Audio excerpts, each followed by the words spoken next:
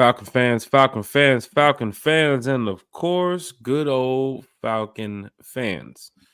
You already know what it is. You already know what to do. Episode 238. One time for the fan. Back talking Falcons football, Apple Podcasts, Spotify Podcasts, Amazon Podcasts, and so much more. T Will is here talking Atlanta Falcons football with us tonight. Big shot to Bodie. Big shot to Kerry. One time for the fan. We have so much to discuss in so little time. You can see the show started a little bit late tonight. A lot of things happening today. One from golf that happened this morning, so I was tired as hell. And then another had to take care of some stuff with the fam too as well. But T Will is here talking Atlanta Falcons football with us today. T Will from my ATO Sports. One time for the fan. How's everything going, sir? Going well, sir. I, like the rest of our audience, want to know, did you win? I mean, the sacrifice that you made, the lack of sleep. Did you put in the best score in the party that you were in, Jack? That's what the fans want to know. Today, no. Today, no. I'm glad we didn't get paired with no scratch golfers. They would have been like, who the hell are these guys? But no, today was a rough day with golf, man. Came out there cold turkey, right to the tees as soon as it was tee time. Had no driving range, had no practice. It was just straight get to the car, drive up there to the range, drive up there to the course, and get straight to the to the first tee. So that stuff kind of pays off. I mean, it doesn't pay off sometimes when you don't do what you're supposed to do, man. I couldn't make it to. I was kind of late for everything today, man. It's a little bit behind schedule, as you could say. Okay, well, it happens. It's okay. It's one of those Sundays. And we're ready to talk some Falcons and excited about it. We are done with the preseason. Before we get started, Jamal D, what up? Jeremiah Weems, how you doing? Third party action, what it do? William Amy, my guy, what's going on, man? Cass T, how you doing? DSGB Hall, how are you, sir? Let's go. End of the preseason, Jack, and I gotta know, how you feeling, man? That preseason game was brutal, but when you think about the fact that it was probably the 2s and the 3s versus the 1s, it becomes more digestible. What are your thoughts on the last game, the score, and just where we are as a franchise? Wait, brutal. 31-0 in preseason? No, that's not brutal. No? Nowhere near it. Okay. It was I'll tell you right now, let's go back to the offseason before we get to this preseason. I know fans are like, man, disappointing performance from the Falcons against the Jags here tonight at the Benz. Your only preseason game before we kick things off shortly here against the Steelers at the Benz. But the 2 road games, joint practice. I mean, we got some stuff to go over here tonight, but we go back to when Kirk Cousins first got here and then he went through the draft. I mean, the offseason, I must say, has been it's presented itself pretty well for me. From the moves that we've made, Terry, Raheem, the gang, the group, they were doing a great job of making fans be excited about this season and sit on the edge of their seats because this team is looking good on paper. And of course, when they hit the field against the Steelers, that 53-man roster, whoever's on that roster, that they'll be ready to go. I'm not worried about that. But just to see the moves that we made, even trading for Matthew Judon, Justin Simmons, the players restructuring contracts so that way we can make some, get some extra money to go make some of these moves. So I see that everybody's really buying into this. Seeing the camp competition battles that we had over the summer too as well. That was pretty interesting. But now it all boils down to pretty much today, tomorrow, and Sunday and Tuesday because Terry.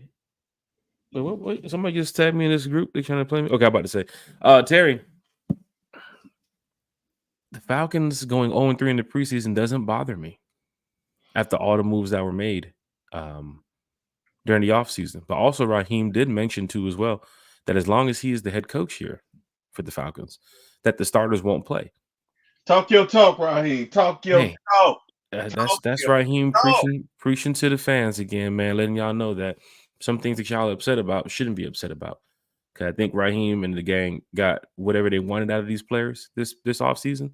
And they know who's going to be on that 53. Matter of fact, some names, Terry, were recently released. So actually, I thought we were going to wait till Tuesday to find out all this information. Terry, some names have already been released today. I see that. I believe here shortly. I believe Raheem was saying, as the young folks say, I said what I said.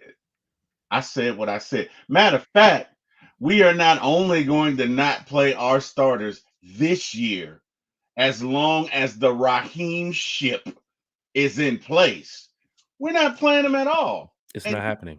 choices, Atlanta Falcon fans, like it. Falcon fans, hit that like, hit that share, hit that subscribe button. Going down in a I like major way to build this 53. What's up, Terry? I like it. I look, bottom line, you got 36-year-old quarterback coming back with an Achilles. You got, you know, Michael Penix, who's a rookie, who while he has played great, hey, let's let him live. Okay, let's let him live. We got plenty of football ahead of us. In my opinion, there are two schools of thought here. One is, well, you got to get your reps in, and you gotta you have to be careful being locked to or locked into a traditional train of thought, right? Because Mhm. I hear guys on ESPN and different shows. Well, it wasn't. We didn't do it that way, and we were fine, and we weren't. And maybe, but guess what? With all these money tied in all of these athletes, you can't take the chance that they get hurt. You just can't. You just can't. Now, So, I know some fans were calling out, hey, well, the Jaguars have their starters out there, and the mhm. Chiefs played their starters, but that's not the Atlanta Falcons. That's not what Raheem chooses to do. Terry, your thoughts about Raheem not wanting to play the starters? Are you okay about it? Are you upset about it? And we I, will talk Falcons Jags here shortly, but not too much time on Falcons Jags because there's really not much to go over. I mean, we saw the game. We know the 53-man roster is coming out. Your right. thoughts about not playing the starters, Terry? I don't have an issue with it. First off, the Chiefs have won 3 Super Bowls in what 4 or 5 years, so they can do whatever the hell they want. Mhm. Uh, they've established themselves as, I guess, somewhat of a dynasty. Is that the rule? 3-5, 3-6, whatever. So they've established themselves as a dynasty. They can do what they want to do. As far as Jacksonville, who cares? What's Jacksonville going to do this year? What is it going to make a difference? No, they're not even going to win their division. So Mm. look, we cannot afford. It's great. It's great that we've made all of these signings. That is wonderful, Jack. But lest we not forget where we are. We gotta make the playoffs this year, Jack. Have to, right? Fourth and 25, and we gotta go for it, baby. We are not kicking this ball. We got to go for it, right? We got to go down here. We got to kick this door in like a banshee. We got to punch the first guy we see. We got to go in there, grab the necklace, and roll out. And If, anything else is failure. if it's if You it's can't sec if it's stand. second quarter and it's 4th and 25, we should punt it though. Ha! Just want to say Ha! there's gonna be times where Kirk can get us down down the field. I mean, we can move the chains, but if it's 4th and 25 in the second quarter, Terry, I'm hoping we punt the ball. Who was that gave up a 4th and 25 in the playoffs? Was that the That Eagles? was the Giants through the boat. Had David Tyree, wasn't it? When they did the pass, was it? That was in the Super Bowl. I'm talking Who fourth was? and 25. Wasn't the Eagles converted something a long time? Was it a Yeah, I game? think the Eagles converted it. I don't know who they converted it against, but it was Todd Pinkston, Todd somebody. I can't think of it. I think he caught the ball. Anyway, Falcon uh, fans, 53-man deadline is Tuesday, but names have already been released here, so we'll be talking about that shortly. William Amy is in the chat. We just got to stay healthy and get resting. Here's the cool part. yep. The injury report from what I've seen after this whole weekend, it might be still Caden Ellis dealing with a little groin injury, which we'll probably get to later on this week. Maybe around Wednesday, we'll get some updated information when the players get back out there in the practice field. But resting, they're going to be good right now into the next 2 weeks, man. They got a couple of days off where they get a chance to relax with their families and get that personal time in, because guess what? It's about to be go time in a matter of hours here. So when the Falcons get back to that practice field Tuesday, I believe it is, and they find out who's on this roster, it's go time, Falcon fans. It is go time. Jamal D says Arthur Smith revenge game. Jonathan Bell's in the chat with, and great show, guys. You always show up and show out. Love the show. Rise up, my guys. Big shout out to Jonathan Bell Thank you. in the What up, baby? chat. Jonathan Bell, let me tell you something. Man, we have so much content coming to you later on this year, starting from our Wednesdays, Sundays. Sunday, Wednesdays, and Friday shows, Friday mornings.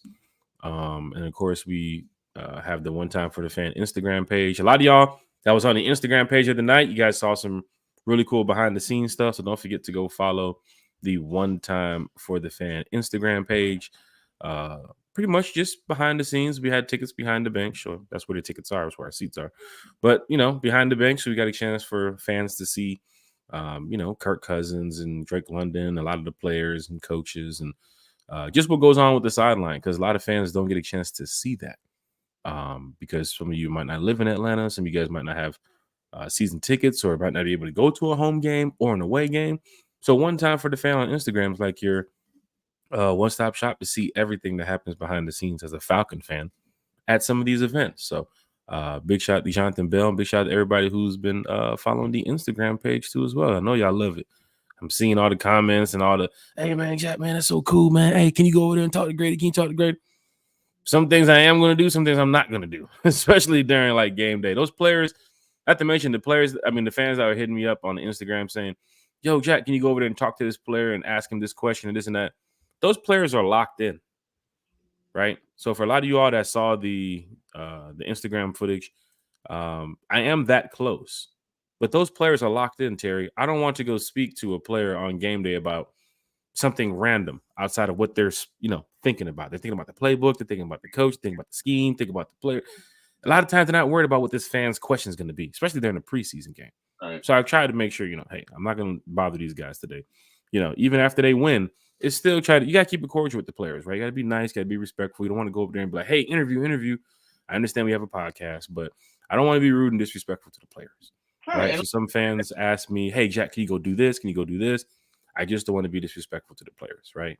Terry, you saw when we were out there at practice the other day, and the players came over. Like, it's a respect. Right. We say, what's up? Y'all want to come over and get do an autograph or a selfie picture? All right, cool. We'll do that. But, for the most part, even when I went to go ask the player the question, remember I asked him, are you comfortable with me asking you this question? You did. As we get ready to record this. And he was like, what's the question? He was I let him know, and he was like, nah, that's football. Nah, not right now, because we don't know if that player is making the 53, so he didn't want to answer that. Right. So we have respect for the players. So no disrespect for anybody on the Instagram page asking me to go, speak to certain players and coaches. I don't want to bother these guys. So big shout out to them too as well. Jeff Wolf is in the chat.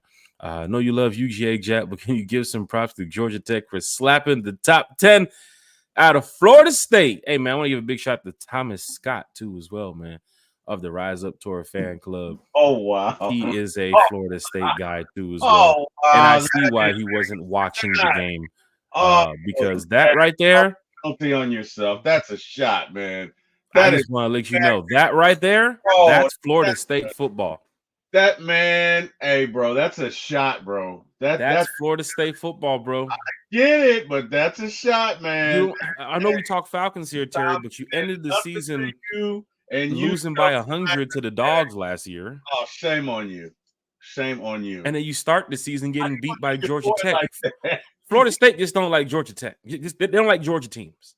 You should call a penalty on yourself. That's fine. Florida State don't like Georgia teams. The way you back ended that was like, yeah, it was the perfect setup. It was like Jeff was like, can we give Georgia Tech some love? And you were like, shout out to my boy Thomas. That's foul, man. You should call him. Because we're in the group chat, me, Thomas, and a lot of Rise Up Tour, the members, the administrators, and I said, wow, upset alert in Ireland.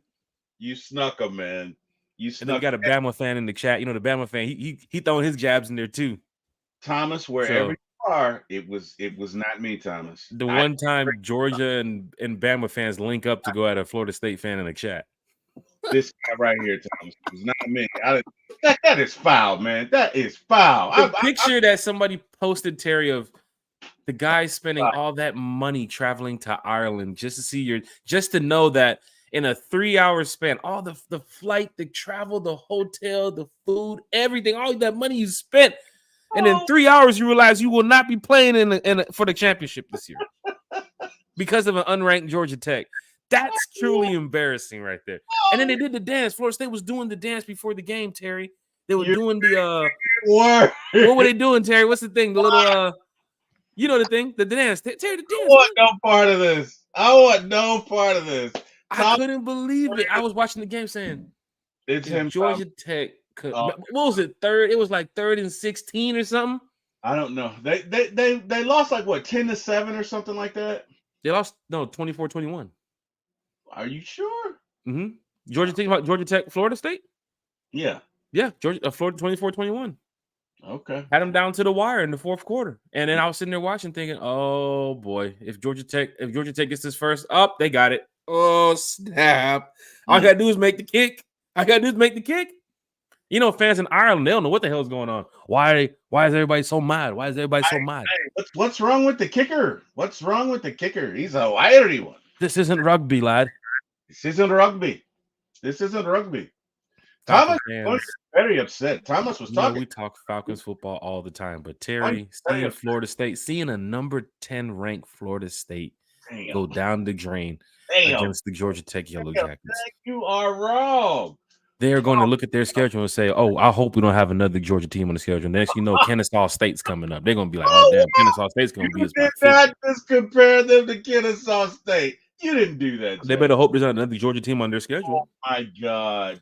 But we'll get back to Falcons football. The NFL is going to have a decision to make with the preseason. I think next year they're supposed to do like a camp starts earlier type of thing. You put the pads on earlier. I don't know if Roger Goodell already put that in play, but I've heard talks that they want to start camp earlier next year. So let's see how the NFL works that. Also, you probably could be prepared. Terry, we could be getting prepared for another regular season game. Like, I think the NFL wants to try to push it to like 18 or what is it, 19 or something like that? I think it's 18. And I with think 2 bye weeks or some shit. Yeah. And I think that was the holdup, is because I don't think the players wanted to do that. I don't think the players wanted to do that without another bye week. And if they are, I guess, amenable to giving another bye week break, then maybe you got a deal. I don't know. But either way, if you go to an 18th game, that third preseason game is going bye-bye. Mm-hmm. So Smooth season in the chat. One time for the one time. Rise up. Jack and T Will game day soon will be here. Let me tell you something. Let's go. Game day is already in my mind right now. Week 1 is already in my mind. We'll talk a little Falcons Jags today. You probably won't hear Falcons Jags after 9-10. I'm telling you right now. After we talk about Falcons Jags today, I probably won't even talk about preseason no more. The Wednesday show. Reach out? Did your Jaguar buddy reach out? Did he? He showed up to the game. He was our Jaguar friend who was in the chat. Showed up to the game. Was he walks over to me, and I already see him. He's jagged down. Like, is that he's jagged down. Jag hat, Jag sunglasses. I don't even know they make this much. I didn't even know they had this much fucking merch. Jag sunglasses, Jag hat, Jag scarf, Jag jersey, Jag undershirt, Jag rings, Jag scarf. Somebody's reaching a little bit. He had the was it the Dan Marinos? I think he was wearing too as well. Dan Marino. I mean the shoes, the Nikes to match with the Jaguar jersey, because it's like it's the color scheme. I got you. But still, it's like, Jesus Christ, Jarnell, what are you doing here? It's preseason, lad. Get yourself together. All right, so you're stuck on the Irish thing for a while because it's preseason. I think I am. It's preseason, lad. Yeah. Okay. All right. We gotta be stuck on something. I mean, Florida State going down to unranked Georgia Tech, and I'm a Georgia guy, but if you're stuck on Ireland, you may as well get out the Tito's. You know what I mean? I'm just saying. Now we got a little bit of Grey Goose here. We can break that out. You may as well done it, buddy, if we're gonna talk Irish. No, we can break out the Grey Goose. There's no problem. John Moreno, what's up, guys? Preseason doesn't mean much, but now it's time, Coach Morris, to show his ability. Why Falcons pick him as the head coach? They need to win out the first 4 games. I think that we're gonna have, an interesting first 4 weeks with the Steelers, then the Eagles Monday night on the road, Chiefs Sunday night at home, and I believe we then play the Saints right after that. So it's going to be interesting, Falcon fans. But I think if you at least go away, I mean, we already talked about it. 4-0, that's great. 3-1, that's amazing. 2-2, you're right there because we know the rest of the season. 1-3 and 0-4 is like, ooh, that's a tough start. So we definitely don't want fans to show up here to the chat saying, Jack, you told us this team was good. You said this team was good on paper, not on paper. How are we 1-3 to start the season? I don't play the game, Falcon fans. I just podcast the game. But Falcon fans, don't worry. I think Terry, Raheem, like I said, the group, they have this under control. I think they know already who's going to be on their 53. That's why you saw some of the names get released today and not Tuesday, because it's time. It's go time. Matter of fact, you might wake up tomorrow morning and the 53 is set. We ain't got to wait till Tuesday. You might hear all the names get released tomorrow. Then again, you might see some stragglers on Tuesday as well. Surprising cuts. Some people have said Carlos Washington might be a surprising cut. Some people said D'Angelo Malone might be a surprising cut. Right? So, Falcon fans, we have to talk about that. Has Goldman got cut yet? What, you talking about the 46th player on the roster, Eddie Goldman? Junior. Not the 46th player on the roster, Eddie Goldman. I got Eddie Goldman on this roster. I do too. You know Jeff holds a grudge, because Jeff Wolf has been right about a few things. No, he does, but Jeff came here about the Deion Jones situation, the Calvin Ridley situation, a couple other things that Jeff Wolf has been on point about. Mm-hmm. But Jeff Wolf wants Goldman. That ain't 2019 Eddie. Get him out of here. No, that's 2019 Eddie. Jeff needs to let it go, man. My surprise would be if they cut Eddie. What's up, Terry? I think you better let it go. Looks like I think you better let it go. Jeff Wolf. Looks like Eddie Goldman on the 53. You gotta do the O, Terry. Do the O. Oh. Oh. Jeff Wolf, I think you better let it go. Let it go. Eddie Goldman on the 53. He's on the 53, man. And my surprise would be if Eddie Goldman does make the 53 after he was inactive for those games. It's like, how do you not? How? Would he not show up at practice? Did he not show up? Bro, if you play game 3, they don't love you. I'm just or you on the precipice of a breakup. Okay? They're not sure about you. If you did not play, you're good. You're okay. The relationship is solid. But if you played in that game, bro, they're not sure about you. If you did play in that game, they probably wanted to see a little bit more of you because they know that, you're going to be on this 53. But don't forget, a lot of those inactives fans saw since last week against the Ravens. Right.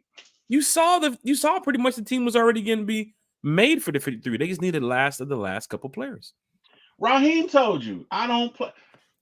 Look, Raheem straight up told you, it's that way this year. It's going to be that way next year. That's just the way we think. So I interpret that as if you played in this game, you were on the bubble.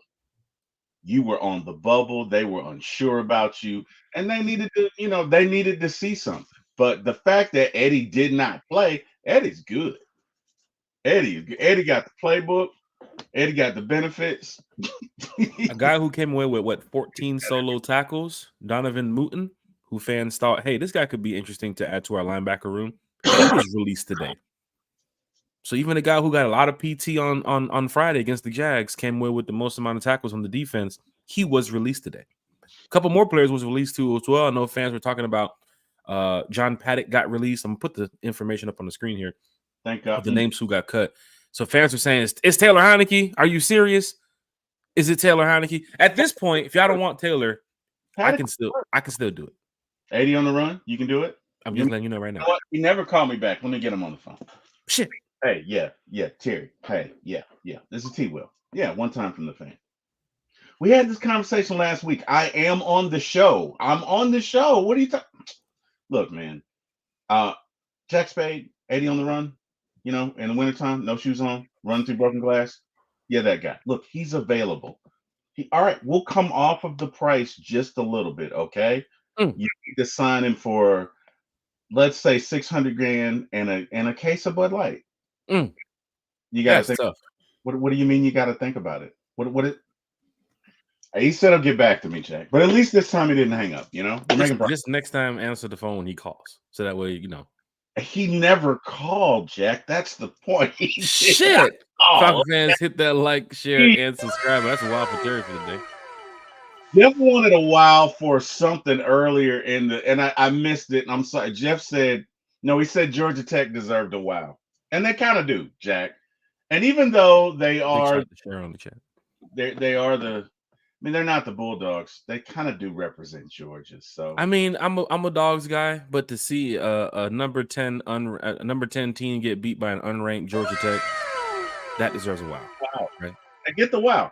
Jeff, you got the wow. You got the wow. There you go. There you go.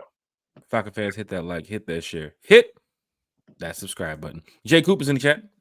My guys was going on Rise Up. I can't sleep. Just keep thinking about September 8th. Well, we have a couple more days to get there, man. So until that time, make sure you do eat, make sure you do sleep, make sure you do drink some water, Jay, because we're at the same spot, Jay. We want to see this team go up against the Steelers. I know we probably heard talks of how bad the Steelers look this preseason, and fans are kind of basking on that to say, hey, our team looks set and ready to go. The Steelers do not look set and ready to go. It's possible that there was talks, Terry, that even Russell Wilson might not even be on that damn 53 for the Pittsburgh Steelers. And it's kind of funny. I don't believe that. Because I don't believe that either. But the offseason talk of go get this guy. And then we end up with Kirk Cousins and Michael Penix. And now look at the situation that we're in, where two of the guys that some Falcon fans were saying go after and get are having a camp battle in Pittsburgh, and they can't even seem to get it right. Bro, so maybe we escaped that bullet right there, Terry, by going after both of those guys. Our front office looks like geniuses. Let's trust the front office in this. They could have went and got Fields. They could have went and got Russell Wilson. We could have had this type of situation, especially with them probably knowing, Terry, that they were going to bring in a Michael Penix after a Kirk Cousins. So just imagine a Michael Penix versus a Justin Fields in Atlanta. Penix would have been playing week 3 because of Fields. I have to show what I have to show the coaches in week 3 of preseason because of this guy. He's not that good. But with Kirk Cousins, it's a different story. You can get out there and say, this is the starter. I know he's the starter. Hey, guess what? I'm not playing. Oh, wait, you're not playing too? That's solid. Appreciate it. Even with Russell Wilson, if he would have came here, Penix would have had been playing up until week 3 preseason, because it would have been like, we can't trust that Russell's the starter. You can't bring Fields here and trust that he would have been the starter. They're over there having a battle for less than 15 yards in Pittsburgh. Passing. It's embarrassing. I'm sorry, 150 yards combined. Embarrassing.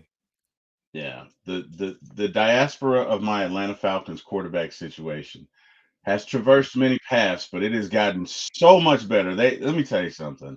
From the moment Kirk has got here and then they went to draft the Penix, now fans can see it. The now and later works. Now you guys see it. Can you imagine if they'd done what the Steelers had done? Can you imagine the chaos? Fans would have been in this chat saying, we hired Raheem to come in here and do this, and we don't even know who the QB1 is. That's what tonight's show would have been about. Fans wondering who the QB1 is to go and play the Steelers. But we don't have those problems. Yes. There's other teams right now worried about. There's Bronco fans worried right now about how Bo Nix will represent this year for the Broncos. Fans are probably doing that right now on their podcast. They're probably going off right now. I don't even know how Bo Nix is going to do this. I don't know how he's going to get the ball down the field. That's not us. Yeah.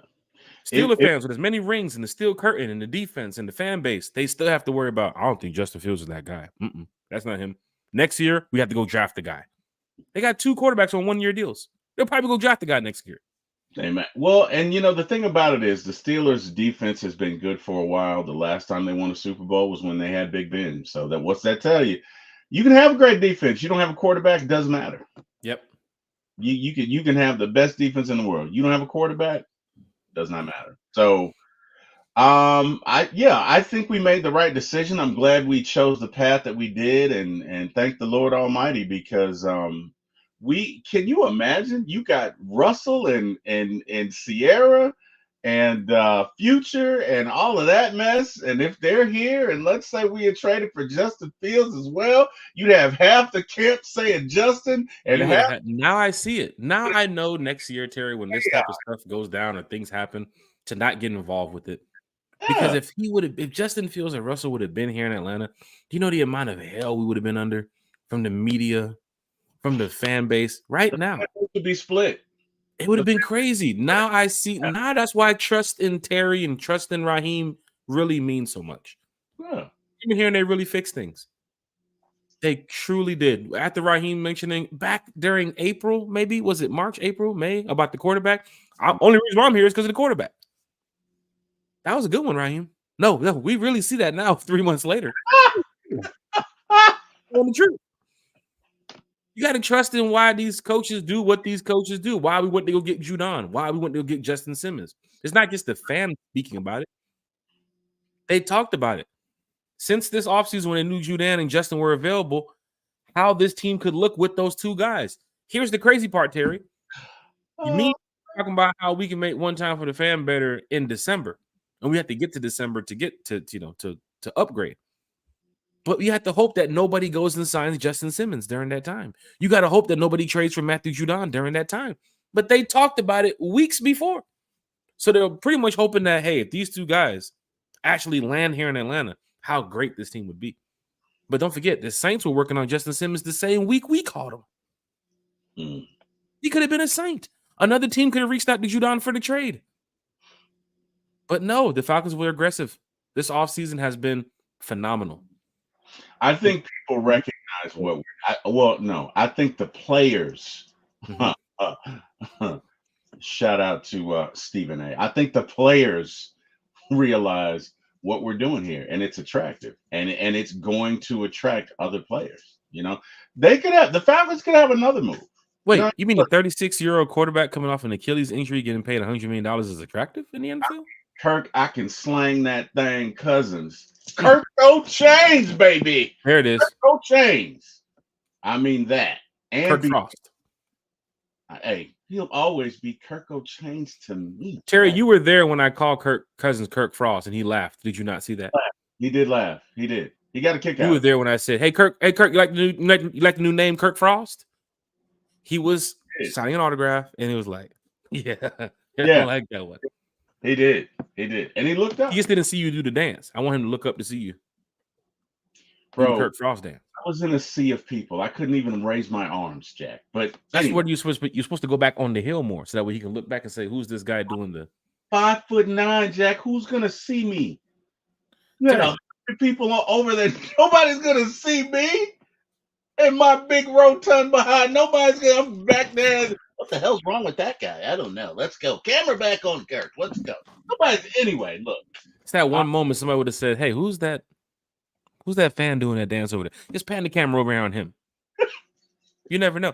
Dave, the Falcons are down 2 2025 draft picks, a third and a fifth.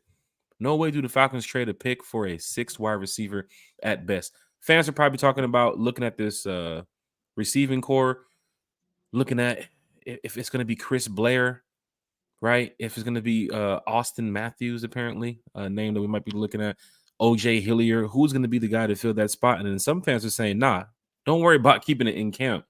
There's a couple players that's still available at wide receiver that you may be able to go and get or make a trade. Remember back in the past, when we went for the guy from the Raiders to strengthen our wide receiver room. That didn't work out well. I think Terry can look at this roster and say, we don't have to trade for nobody right now. Smitty.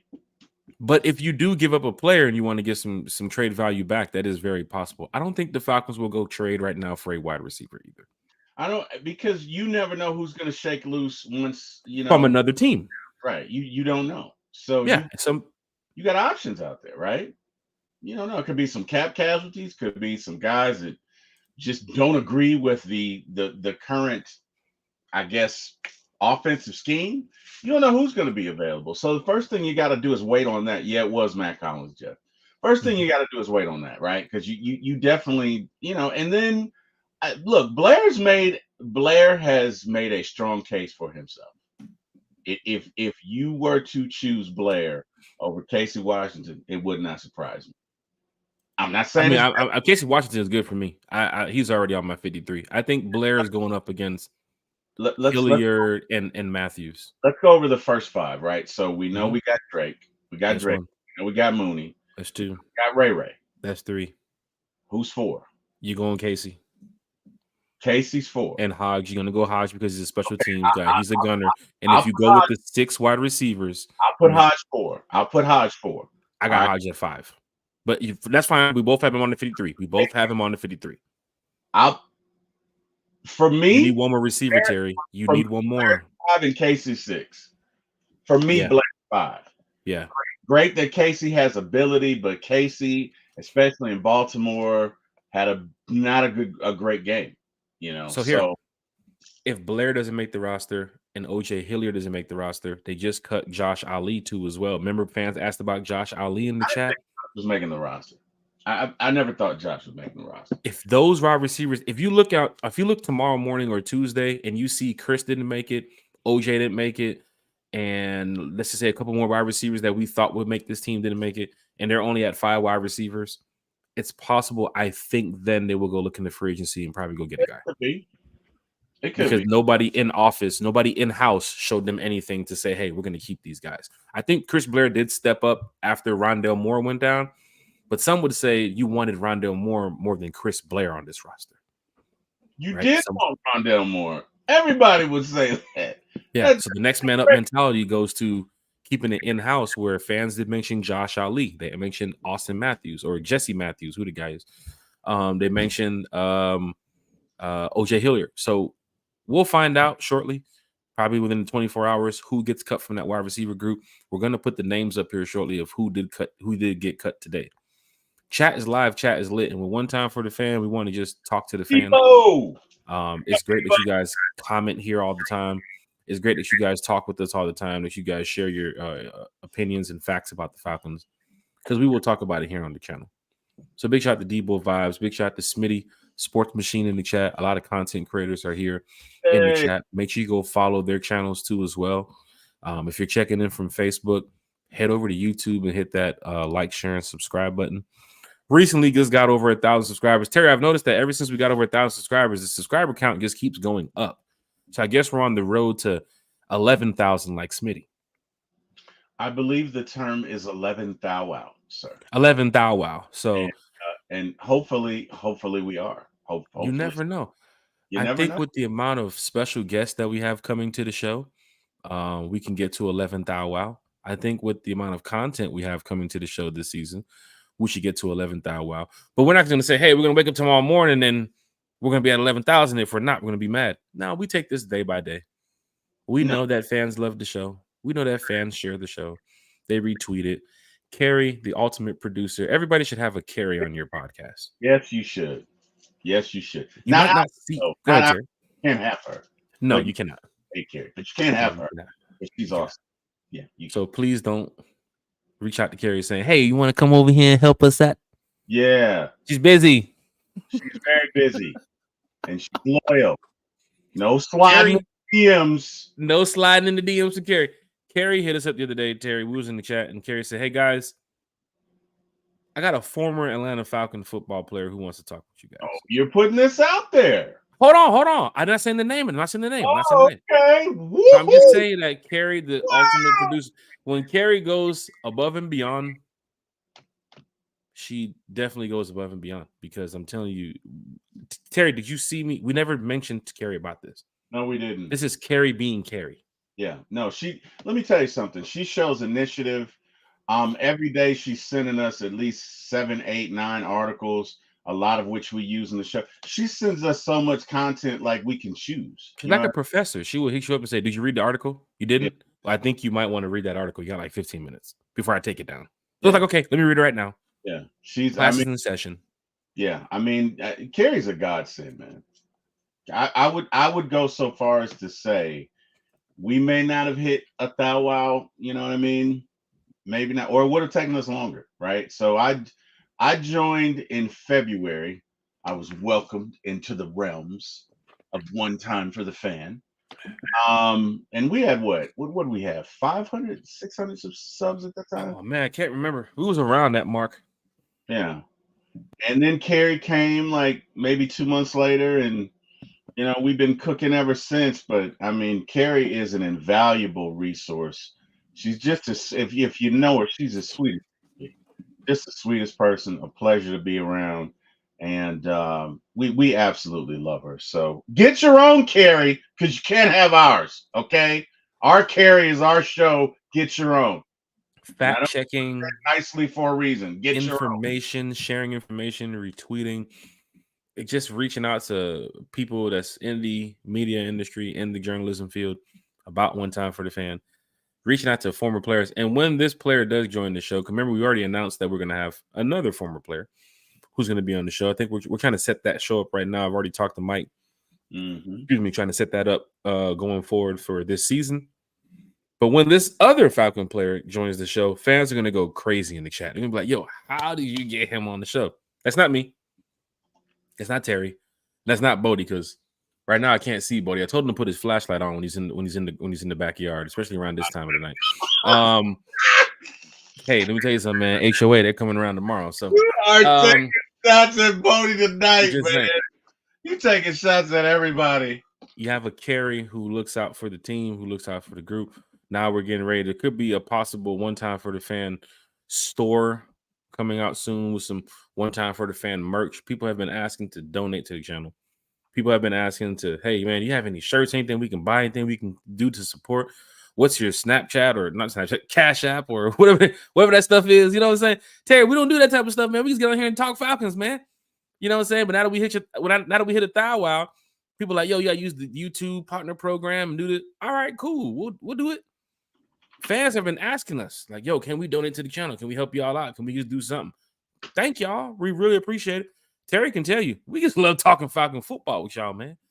Every day, bro. I'm telling you, Terry, if we can talk Falcons football with the fans every day, we would. Every day, every Terry night. goes live on his channel damn near 3, 4, 5 times a week away from One Time for the Fan. Terry, before we get into some more Falcons football, tell everybody about For My ATL Sports. What you got going on, because your subscriber count is going up there. You might even be at a thou wow tomorrow morning. Let me tell you something, sir. That would be wonderful. That would be great. There would also probably be a star in the West, because that would be a miracle. That would be a miracle. But hey, I'll take it. You know what I mean? Let's put it out there. No, typically For My ATL Sports, we focus on current events with the Falcons, Braves, Hawks. You know, sometimes I get in a rant and you know, like, what's bugging T Will, like tonight, and you know, I'll talk about. We have a wide array of subjects. So, yeah, we try and keep it interesting, but you know, thank God it is growing steadily, and look to continue to do that, man. But look, I'm just happy to be here. You said something about Carrie, but it applies for really our fans, because so many of them are just quality people. Oh yes, that's just Falcon fans or just fans of One Time for the Fan. I'm gonna do a tribute to Deshaun right quick. For those of you who don't know, Deshaun lost his mother. So I am trying to carry on the fine tradition of trivia, and it is not easy. So trade the boxes in the chat as you get ready to post that comment or speak about that. If y'all think Avery Williams finally shows what he has now, that he's finally healthy, or does the organization maybe not want to trust his durability? Terry, I know you have to do your Deshaun Coswell shout out, and of course, Dre the Boxer has a question for you. So go ahead. No, I don't think well, oh man, that's tough because we kind of have a dearth of kick returners, so he may get in on the strength of that. But I don't. Between Carlos and Jace, I'd keep them both. If it's me, Carlos, Jace, and Avery, you can't keep them all. Which is why I keep Carlos and Jace. I put Ray back there on punt return, and we figure it out on the kick return. To me, you know, we have a crowded cornerback room. We have a talented running back room. For me, you know, if his only spot is kick return, I don't keep him. Now, with that being said, he does have a great rapport with Marquise Williams, I believe, our special team. Yeah. It may. I mean, I don't know. It's clear as mud. It's also a business too as well. I mean, you might have a great rapport with a lot of people, but if another guy has showed up at camp in that position, you got to go what's best. That's very true. Right? It's possible that Avery Williams might be on your practice squad. So let's keep that in mind too as well. But big shout out to Dre the Boxer. Terry, I know you got Deshaun Coswell's tribute too as well. You want to go ahead and say that? All right. So tribute to my buddy Deshaun. And for those of you who don't know, I think there is a GoFundMe for his mom's homegoing service. So I'm gonna see if I can reach out to him and put it out there for everybody if he hasn't done it already. I'm just gonna speed through the comments as you do the trivia. Go ahead. Cool, no worries. All right, so This trivia is from a song. Looking for a girl, I ran into a guy. His name was MCA. I said howdy. He said hi. Looking for a Looking, girl. I ran into a guy. His name was MCA. I said howdy. He said hi. So that's definitely MC8. We're going West Coast here. Deshaun, you're not going to stop us on this one. Big shout out to Deshaun do as well. I know you have a lot going on with your, your personal life. Our hats off. Our Yeah, hats go off to you, yeah, man. That's a lot that you're dealing with. definitely. And our thoughts and prayers from One Time for the Fan. I guarantee you, from Bodie and Carrie, they can agree with us here that our thoughts and prayers go out to you and everybody around you. But this trivia right here, MC8 sounds real West Coastish before Kendrick, right? We're going back to maybe Tupac time. We're going back probably before Pac. MC8. It was before Pac, but I'm going to somewhere around the NW. If I'm rowing the boat down the right river right here, Terry, then let me know I'm going down the right direction. If I'm not, then just say, hey, you're about to drown. it's before that time. It's NWA. Not. It's not a West Coast rapper. It's not a West Coast rapper. No. And the person mentioned MC8. MCA. MCA. MCA. MCA. Gave it to you right there. MCA. All right, I'll give you another hint, and it's gonna give it away if nobody's guessed it. Say the rhyme again. Say the rhyme again. Lisa guessed it. Lisa guessed it. She got it. She did. Yeah, it's the Beastie Boys. The Beastie Boys. Yeah. Paul Revere. I thought you said MC8.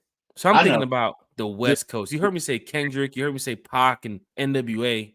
Yeah. Okay. Yeah. No, looking for a girl. I ran into a guy. His name was MCA. He said howdy. I said hi. Okay. Yeah. That's Paul Revere. I think that was 85, I think. It was 85. Anyway. Okay. You guys got me on that. Were cool until I think they spit in Dick Clark's wife's face. Those boys were wild. Hey, Beastie Boys, man. They had definitely man.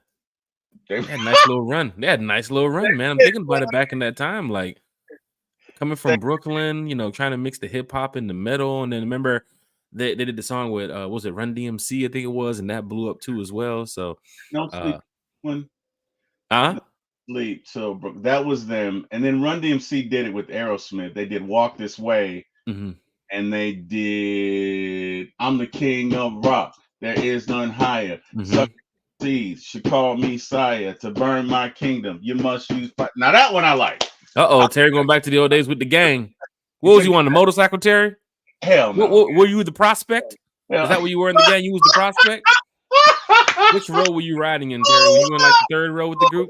You had to make sure the guys behind you stay in line. Hey, you guys make sure you don't break formation now. You saw that shit last time. Hey, you know when the jackets, when the leather jackets come around, you guys better be on your shit today. I know, Terry. Come on, guys. You got to stay in line, okay? Single file. Let's go. Oh, my gosh. Falcon fans, this is great. Check traffic at 9:30 at night. Should we check traffic? Should I call Chopper Dave? We'll check traffic in just a second. I guarantee you that. Chat is live and lit. We do want to get to a lot of Falcons football here tonight because we did start a little late. We want fans to go to bed and get up on time for work, and they got to, get ready to hear these reports from the Falcons tomorrow morning. I'm sure the Falcons probably sleep. Flowery Branch is probably closed for the night, but tomorrow morning they'll be up early, and we'll get to find out some more names of who did not make the 53. Terry, the chat has been so live till lit. I'm sorry, what the fuck? The chat has been so live and so lit. We haven't even been able. What the fuck? Like I've been drinking already. I'm about to take a shot here in a second. I'm telling you right now. The chat has been so live, Terry. We haven't even got a chance to post the names that were cut today from the Falcons because every comment just brings just more, Falcon talk. People asking questions about Avery Williams. People asking questions about Eddie Goldman, and that's what we want to see too as well. NFL Hall of Famer accused of fraud. Marvin Harrison. We'll talk about that later on. Diva CC Sexy Red Peach is in the chat with the hey guys. How you doing, Miss Diva CC? How you doing, Diva? Good to see you here in the chat. Your boy Deezy's in the chat. What's up? One time catching y'all late. I'll watch the playback. Big shout out to your boy Deezy, man. Thank you so much for being here in the chat. Even if Deezy's gonna watch the replay later, he still jumped into the chat just to give a shout out, just to say what's up to the chat, what's up to everybody here talking but he'll be back in just a little bit. So that's good that fans can check in from time to time. Oh, look, your boy DZ's still back in the chat. He That's said, I great. also lost my mom this year, Oh 2 days wow. before Father's Day. So my condolences to the family who Oh, lost someone. Easy. Look, man. I can relate. I lost my mom May 16th, 2024 of this year. So my heart goes out to you. And look, man. Anybody who loses their mom, I'm here for you. That is, I'm still going through it, but I just it just resonates with me. So anytime I see somebody go through that, I just want to send you a hug. I want to send you some love. I want to pray for you because it's tough, man. It's tough. That No, is you're really definitely right about that when you say it's hard. tough, because Yeah, there's a lot of fans here listening, watching, who's yeah, either been in that situation or something might be happening in their life where it's like, man, I need a shoulder to lean on. I need somebody to talk to. I need some, I need some positivity in my life after certain situations. And, I definitely feel for that. Terry, on this show, what I'm saying? We've talked.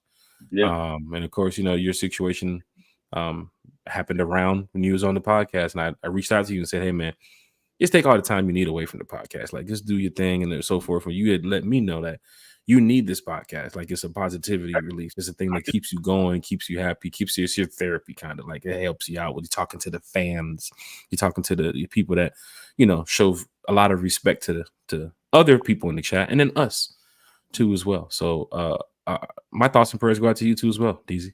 yeah, But that's what One Time for the Fan is it about. We can talk Falcons all day, yeah. but a lot of people in the chat here Family. respect one another. The respect for one another is just crazy. That's why I'm like, wow, a podcast can do this. Fans Yeah. who don't even know each other like that. A lot of these fans haven't even met each other. You know what I'm Dude, saying? But the respect that you guys give each other here in the chat from the Falcons and then to our people's personal lives too as well is just overwhelming. So my bro, hat goes off to everybody. I say this all the time. I love the people of this chat. I love the fans that Vibe is nice. no, it's not just a vibe, man. It's who they are as people. Because so many of these folks reached out to me when my mom died. Yeah. You would think, oh, that doesn't mean what, but it means so much. Yeah. When you going through that, brother, you want that. Yeah. You want that. On that day, I'm telling you, on that day, when you no longer can hear your mother's voice, oh my, you're gonna want that. So, hey, much love and appreciation to everybody in this chat. You guys are the best in the world. The content creators in this chat, best in the world. Smitty reached out to me. I wish you guys knew Smitty's story. I'm not gonna put his business out there, but phenomenal guy, phenomenal guy. And I say this because I know it. Phenomenal gentleman, phenomenal, phenomenal. And it's not my story to share. It's not my business. But let me tell you something. Smitty 11K is more than just a podcast. He is a champion, and he is a champion for what he has overcome. He is a champion for who he is. And On and off the podcast. I love that brother. I love him. I love Chris. I love Berto. I love Big Low. I love Uncle Steve. I know I'm forgetting somebody. Obviously, I love all my, One Time for the Fan, family with Jack and Bodie and Carrie and Chase. But you guys are just phenomenal people. So I'm gonna get off my No, you're good. I'm gonna You're get good. off. This is what One Time for the Fan is all about. It's from the fans. It's for the fans. We can cut away and do these type of things and go right back to Falcons football. But it's still on the nature of just us having just respect for one another. Yeah. And that's what we see here every time we turn this channel on. Dave has a question for you, Terry, because we're going to do matter of fact, we're going to do the quick Huddle House take. A fan mentioned it's all about the Huddle House. I think it was John T. Rozier mentioned, I don't know what y'all talking about this Waffle House. It's all about the Huddle House. So what quick Huddle House take mean? for you.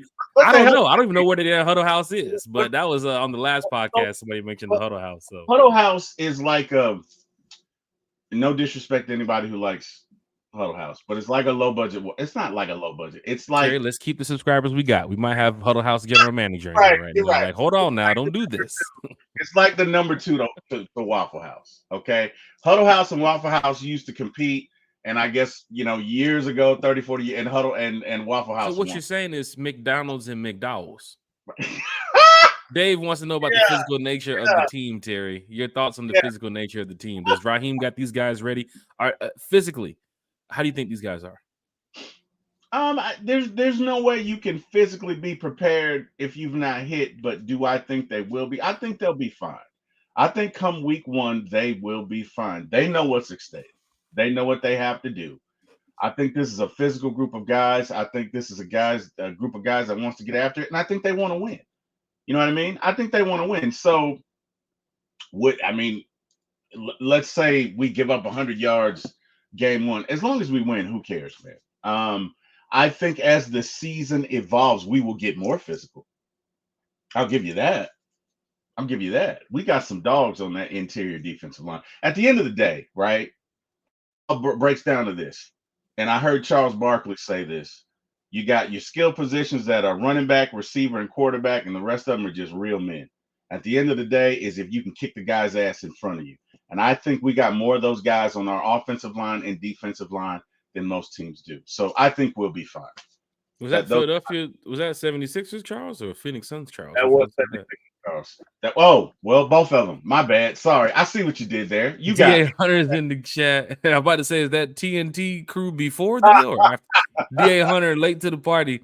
2 more Sundays. Big shout out to DA. What Hunter. up, DA? Kenneth Allen coming all the way from South Memphis, man. Hey, look here, John. Hey, look here, little bro. Look here, man. Big shout out to Kenneth Allen checking in from South Memphis, man. That's what's how up. they do out there, man. I used to be in Memphis too, man. Where you at, Kenneth? You in Binghamton?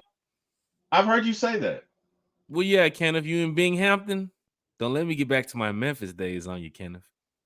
Oh, don't let me get back to the Memphis days. Might have to check in with some folks. That one Falcon fan, big shout out to that one Falcon fan in the chat. Your boy Deez said, much love, appreciate it, fellas.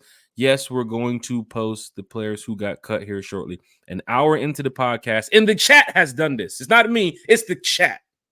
You guys are talking Falcons football so much, so we're going to post the comments on the screen, because why jump into a podcast, post your comment in there, and then have the person who's, hosting the podcast not read the comment, not talk about it?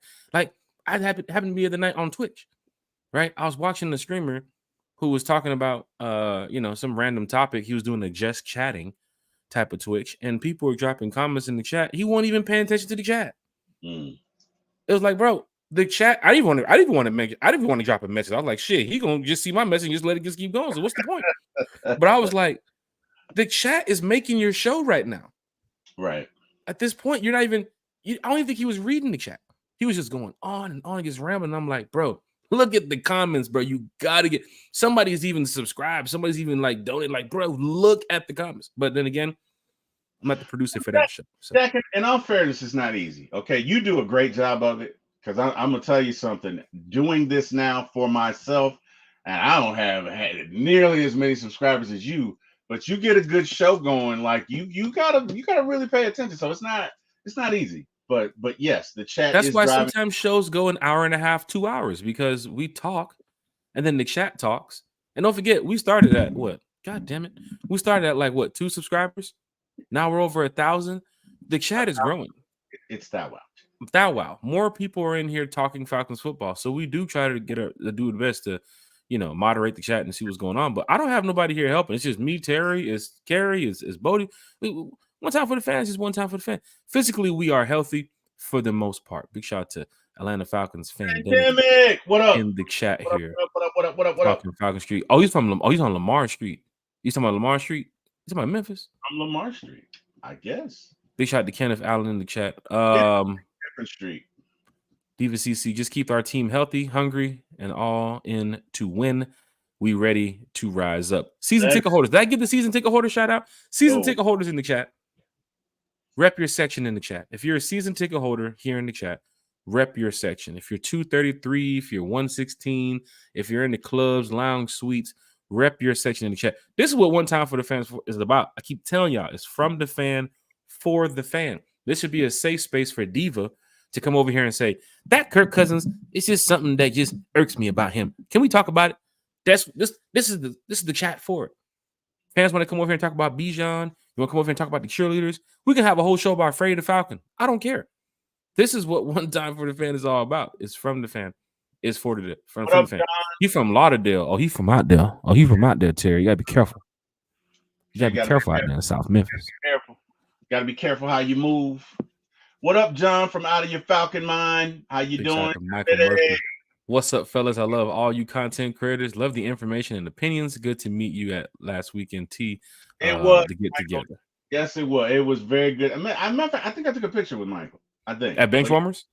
Yes. Yeah. It was good to meet you, Michael. It was. It was very good And meeting there's you. a lot of content creators out here. And Terry can tell you from even him starting his own podcast too, as well, with For My ATL Sports. It takes a lot to just turn on the microphone, turn on the cameras, get everything set up, and talk Falcons for what?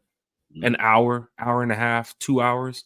But you see, sometimes, Terry, we done went 3 hours doing this, right? Well, I mean, let me tell you something. The fans make it so much easier, right? They make it because if it's just you, it's totally different because you're following the script and you're like, you don't know if you suck or not. You're just like, yeah, and so and so and so. All right, my crowd of one. Thank you. Here we go. Like it's totally different. It's totally different. Yeah, it Jeff is. Wolf said Section 321 is in the building. Big Yeah. shot to Section 321. If you're repping 321, you might see Jeff Wolf week 1 against the Steelers if he's in his seats. Jeff Wolf might want to walk around a little bit. And don't forget, Falcon fans, for the ones that's never been to the Benz, let's go over this. You look on TV and you see a bunch of Falcon fans not in their seats. It does not mean that they're not in the stadium. There's a lot of lounges and areas and private areas that people love to hang out so they can watch this game. So there might be 1,000+ fans over there by the Overlook where they're doing the, people take the halftime photos and they get their, their drinks and everything. But it's a big area where fans like to meet up and, talk amongst each other. So you might look on the TV and say, damn, where are all the fans at? They're moving around the stadium, right? They're in line at the concession stand, right? They're in the merchandise stand. They're in the team store, right? They have different activations that happen at the stadium too as well. So for the fans that were wondering where are all the fans when they look at the games, a lot of times they're moving around the stadium, right? That stadium is usually packed from what I see. So a big shout out to everybody in the chat too as well. Section 132, baby. Section 132 is in the chat. Oh, 32. Lord. Section 321 is in the chat. Section 132 is in the chat. Kenneth Allen said, I went to my first Falcons game last season. First game of the season, man, it blew my mind. I actually felt like I belonged. Everybody was outside the stadium. The tailgating was epic for me, man. I have to catch another one this year. Let me tell you something. You definitely want to go to another Falcons game. Definitely. Kenneth Allen. So if you can get a chance to go to one game, plan it out, take enough time that you need, get with your family and say, hey, look, we're going to this game. I think Memphis is like a 7-hour drive, 6.5. So definitely try to make your way down there. Or if you want to go on the road, I would recommend New Orleans. If you want to go to an away game this year, I would recommend New Orleans because Falcon Saints, New Orleans, man, oh man, it's going to be crazy. And for those that's traveling on the road this year, the Rise Up Tour fan club will keep everybody prepared for a lot of these events. 6.5 hours, that's right. A lot of these events that we have going on. So just look out for the bus trips, of course, our train trip down to New Orleans. The second car is almost full, Terry. The first car is full. The second car is almost full, and that's the one with Pastor Troy too as well. And I saw Pastor Troy the other day after the Falcons game. I had a good conversation with him too as well. So big shout out to Troy. Big shout out to everybody who's going to be down there in New Orleans for that game. Your boy DC said, I'm going to the home Saints game. That's going to be a great game, man, because the fans know that whenever it's Falcons Saints, that rivalry really shows up. You can see it last year. I think they brought like 4 or 5 buses, some of their fan clubs and all that stuff. So Saints fans know that Atlanta's like their second home. You know what I'm saying? We don't really want them here, but then again, they do show up. But for Falcon fans here in the chat, it's going to be great. Y'all go down to New Orleans. He said, Kenneth Allen said, yeah, I heard they really hate us down there. I wouldn't say that. I think it's just a football rivalry. And now it's not like Raiders 49ers, not like that fight you saw today. That was ridiculous. Terry, I don't know if you saw that fight. The 49er fans and the Raiders fans got into a fight at the preseason game. Oh, no. And one dude got up looking like he was in a steel cage match with the Undertaker. Yeah, they get after it. They get after it. But then you can see from the two fan bases, you can see the one guy got the tattoos all over everywhere, and the other guy walks up, he's tatted up. Even his eyelids are tatted. It's like, yo, what is going on here? It's just football. And they're throwing up signs left and right because this group doesn't like this group. it started with football, Terry. It started because the Raiders were in Cali, the 49ers were in Cali, and that Oakland San Fran was like minutes apart. You know what I'm saying? So it's like Stone Mountain Lithonia. Like, you're not gonna have no NFL team here. You're not gonna have no NFL team here. Crips and Bloods. They start going at it, right? So now that the Raiders are in Vegas, I guess the beef is still there. And Terry, this is an AFC team and an NFC team with that much bad blood. Hey, man. Like That's Biggie crazy. Like Biggie said, what's beef, man? Beef is when you need two gas to go to sleep. Beef is Shit. when moms ain't safe up in the streets. Beef You is definitely listen to Biggie. dedicated being ICU, and I'm through. But it's beef, man. That's beef. No, I give Terry a wow for that. I appreciate it. Thank you. Shout out to Terry, Big- you used that line. You went bar for bar right there. Terry, do you do battle rap by any chance? I don't. I suck. I do. I do listen to anything probably before, maybe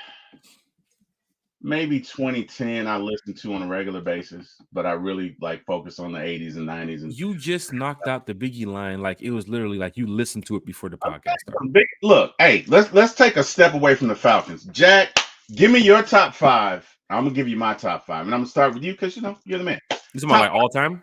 Top 5 rappers all time.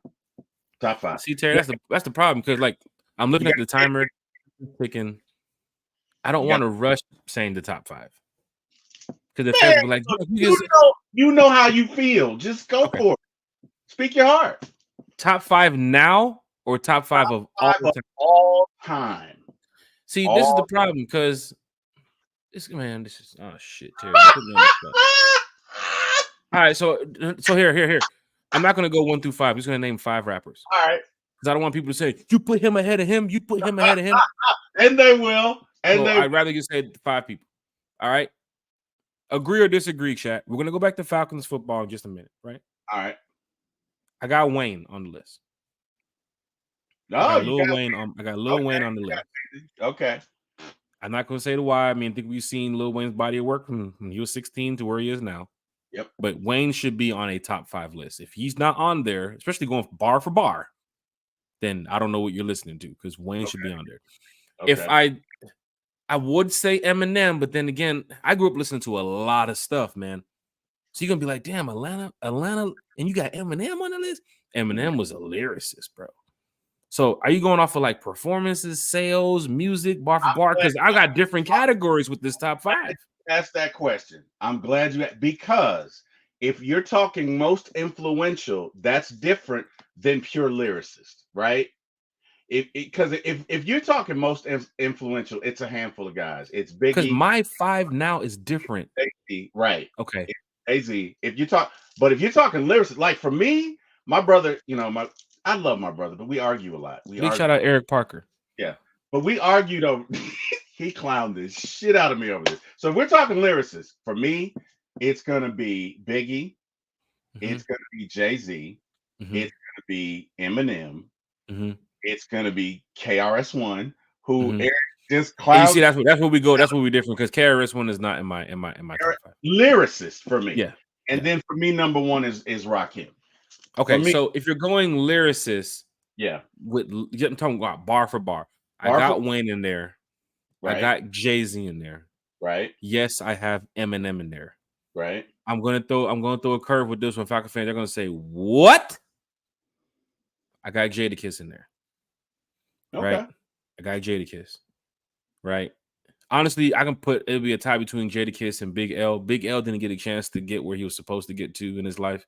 Yeah. Career was cut short due to some street violence, but Big L was nasty when it came to lyricism. Yeah. And then you going off of Jay-Z, Wayne, Andre 3000. I have to throw Andre 3000 into the mix. Andre 3000 is a lyricist. Andre 3000. Now, if you're just going over like top 5, like just picking the game and album sales and stuff. No, I'm not even talking album sales. If you're talking influence, right? Yeah. Because in my humble opinion, Tupac was not a lyricist, but he damn sure was. Tupac made you feel it. The one gift that he had is he had the ability to really resonate with you what he's talking about. So he could talk about Brenda's having a baby and you understand it, and in the same brain he could talk about straight balling, social injustice, all that. I'm all that. Yeah. he could talk about no change. So for me, if we're talking influential, number one is Tupac. Tupac has basically influenced an entire culture. Mm-hmm. I got it from an influential standpoint. Number Mm-hmm. one has got to be Tupac. You can fill in the blanks there. After that, it's Biggie. It's Jigga. Um, Influence probably 50. Probably 50. 50 would have, if we're talking just influence, right? Because there's no power without 50. There's no Mm-hmm. BMF right now show without 50. So if we're talking influence, I got to throw 50 in there. And then, for me, maybe Run DMC because they kind of started it commercially. Like I understand the Sugar Hill Gang, but Run DMC took it in the 80s and ran with it. So that's my top 5. Influential. Falcon fans. Yeah. Falcon fans, hit that like, share, and subscribe. And look, chat is already chiming in with that. Michael Murphy said, I'll be in Vegas. Who's with me? What I up, have Mike? the party for Vegas. I know fans have been asking about what's going on. What are y'all doing? We've already put out a lot of the party information in Vegas. A lot of fans already bought their tickets too as well. I have a feeling that this thing is going to sell out. We did our pre-sale tickets. The pre-sale tickets for the party in Vegas went crazy. And then, of course, the price is now starting to go up. But I will post the information here shortly. We have our upcoming events and shout-out segment happening in about 15 minutes here. So I'll be able to let you all see what is happening on the road this year for fans that's going to be traveling. So that way we can get you all situated in whatever city you're going to.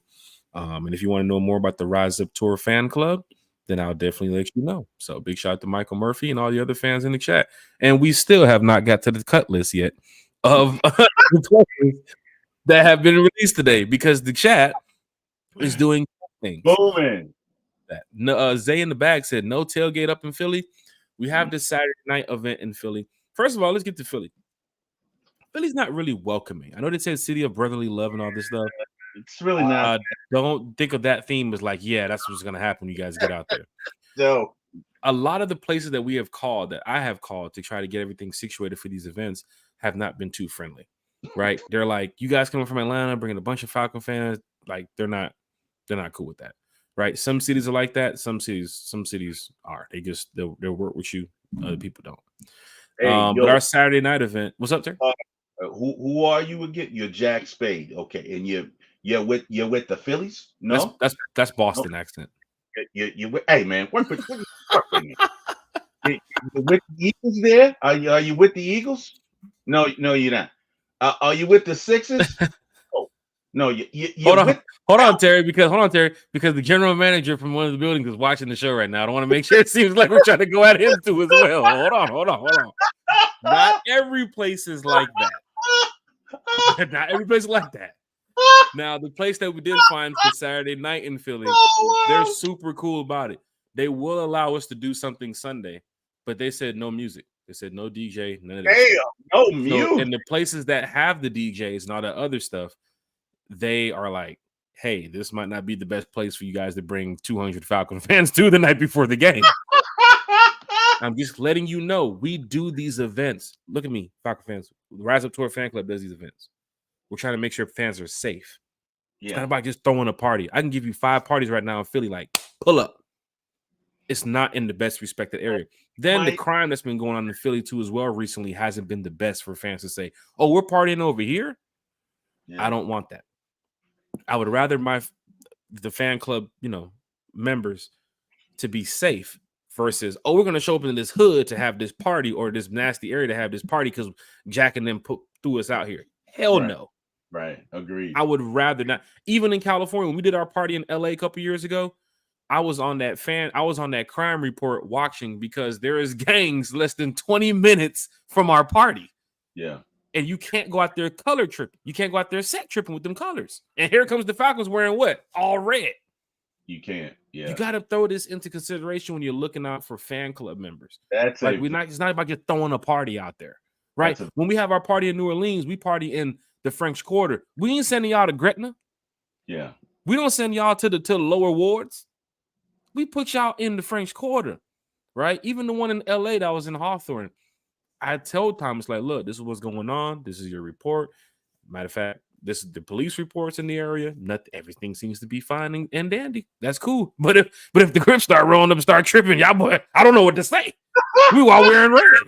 We're from out of town. But we do things to make sure fans are taken care of. Even with parking, right? Even where the hotel is, we do things that fans are taken care of. So with the Rise Up Tour fan club, we do have a Saturday night event for people in Philly. No tailgate in Philly. Why? Because first of all, it's going to be hard to get a tailgate set up in Philly. And then the fans might not be too happy about having that too as well. I know some fans that did tailgate in Philly say the experience is not the greatest. We have tailgated in other cities. So just be prepared for what we have with the Rise Up Tour fan club. It's been 7 years for us. 7 years. And we're going to make sure that you guys have a great time this year. Diva CC, I'm not a fan of the Halo scoreboard. I prefer to watch at home. You see Diva CC's in the chat talking about she don't even like the Halo scoreboard. She'd rather be at the house watching versus in the bands. I used to feel that way, right? Until I started going to games. And what I love specifically about our Benz Stadium, because there are two. There's the Aints and then there's ours. But the thing about ours is there's literally not a bad seat in that stadium. So no matter where you are from that vantage point, you can see the field. You can see what's going on. You have a general idea. If you sit where Auntie Pam sits, you have the plays. You have the playbook. Well, that's just because Auntie Pam is phenomenal. She reads defenses. I personally feel like, maybe she could have helped Florida State out. Sorry, Thomas. It was a layup, man. It was a layup. Shit. I know. Can I get a wild? You said Auntie Pam was on the sideline telling DJ, "Hey, what you doing with that check down? That check down is not going to work." Hey, did you know that you're negative 0.5 on the ball error? Yeah, you might be 11 for 16 right now for 138 yards, but I'm sorry. The ball error speed seems to be 0.5. That's pretty bad. Bad hope. 6686 Carlos. Hey guys, here from Guatemala City. Look at this. What up, Carlos? Look at this. Look at Carlos. Yeah, man. I love to show you guys. Always positive about the team. Go Falcons. Welcome, Carlos. We appreciate it. Welcome. Look at that. Big shout out to Carlos in the chat. Hey, Carlos, man. This is what One Time for the Fans is all about, man. Carlos, what time is it in Guatemala City? Carlos, check in with us. What's going on in Guatemala City right now? How's the vibe? What time is it? What's the weather looking like? Mr. CDX is in the chat. What up, One Time for the Fan and the chat? Said flight in Monday just because of Philly not friendly. I'm there for a W business trip. See, a lot of fans are flying in Monday too as well. Also, a lot of fans from our fan club is flying in Monday. But for the fans is going to be there Saturday. We do have something for you all. Now, if I find something Sunday and I say, hey, y'all, show up over here, then I've already checked out the scene and checked out the area. And fans can show up and pull up and have a good time. But it's about finding a place where fans can feel safe. They can feel secure. People get home. People move about their way, easily.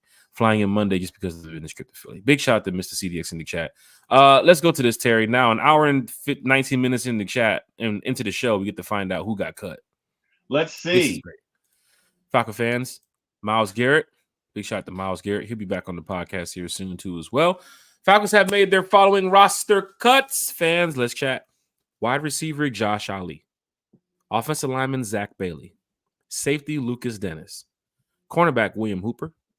Linebacker Story Jackson. Offensive lineman, was that? Jayard. Jones Smith. Offensive lineman John League. Leglu? I don't know how to fuck it. Linebacker Donovan Mooten. Quarterback John Paddock. Tight end Austin Stockner. Cornerback Trey Vival. Bradley Anai for linebacker group. And Jordan Thomas, tight end, is out the door. So Terry, I'm about to say Terry Fontenot. So Terry, I'm about to ask you, Terry, that list of cuts you just made, what you think about it? But we got the other Terry F. Baby in here. We got T-Will. Yeah. That's T-Will. T-Will, any surprising names? No. From the first group of names that just got cut. Falcon fans in the chat. We got about a couple minutes here left on the show. Talk to us. Any surprising names from this first group of players that were cut? Terry? Not for me, none at all. None at all. Yeah.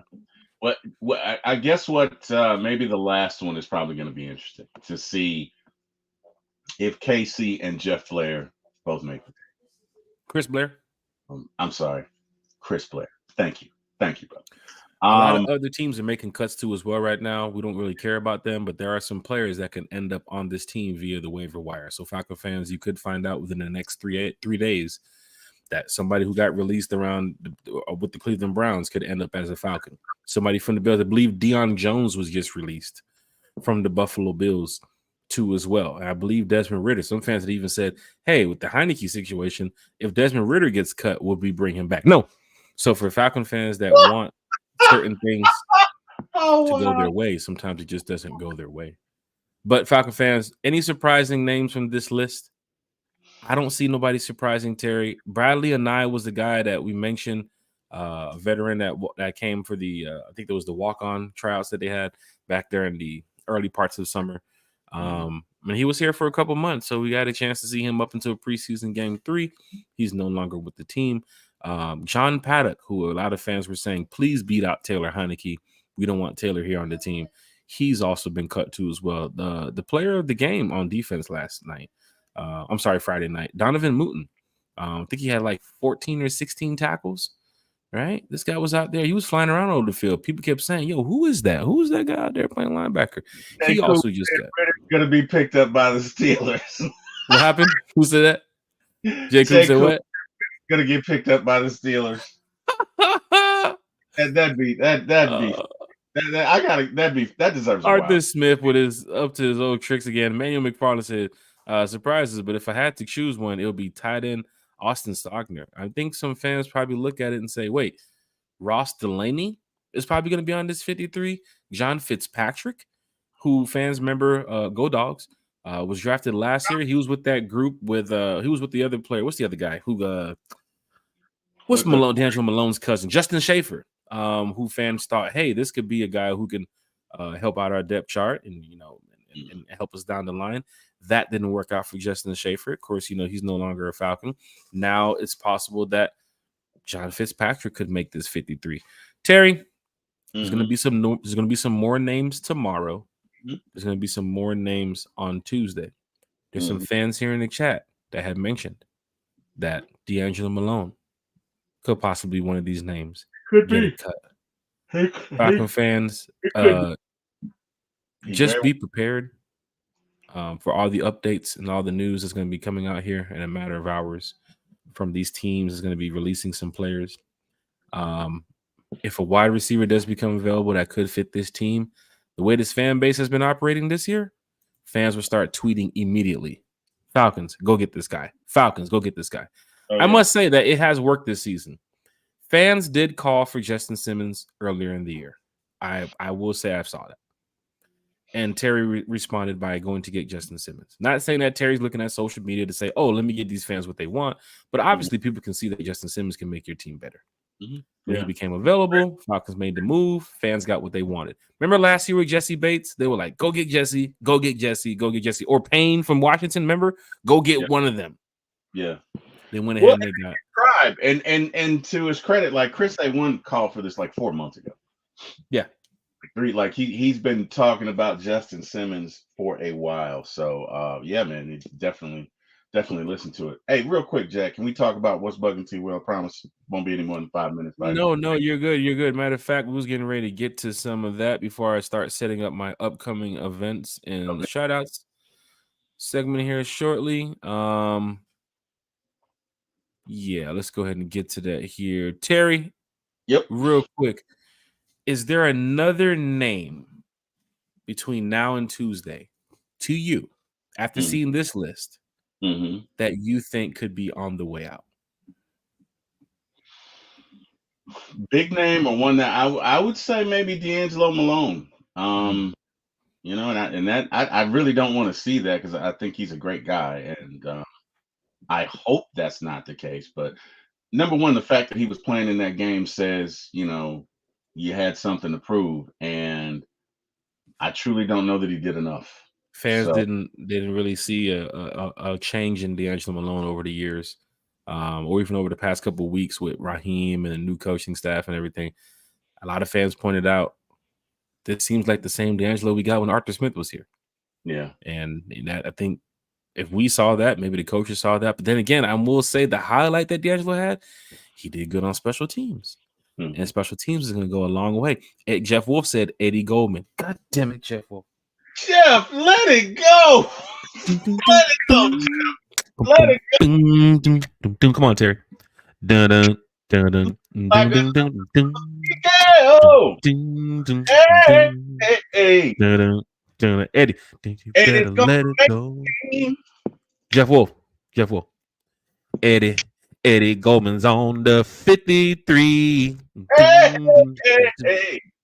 Let it go. Jeff Wolf showing up buying the Eddie Goldman jersey week 1. Oh wow. Just imagine Jeff Wolf going into the teams. He did not do that. Wow.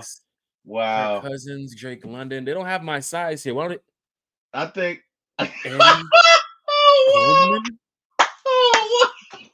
Jeff Wolf turns to the counter. You guys are signing the team store. Imagine Jeff Wolf going to the jersey at the team store, looking for his size and just see number 90. Number what? Eddie Goldman. Jeff would break out in hives, man. I don't even see it. Oh, Jeff, just don't put the jerseys to the back. Don't be one of those fans who are like, no.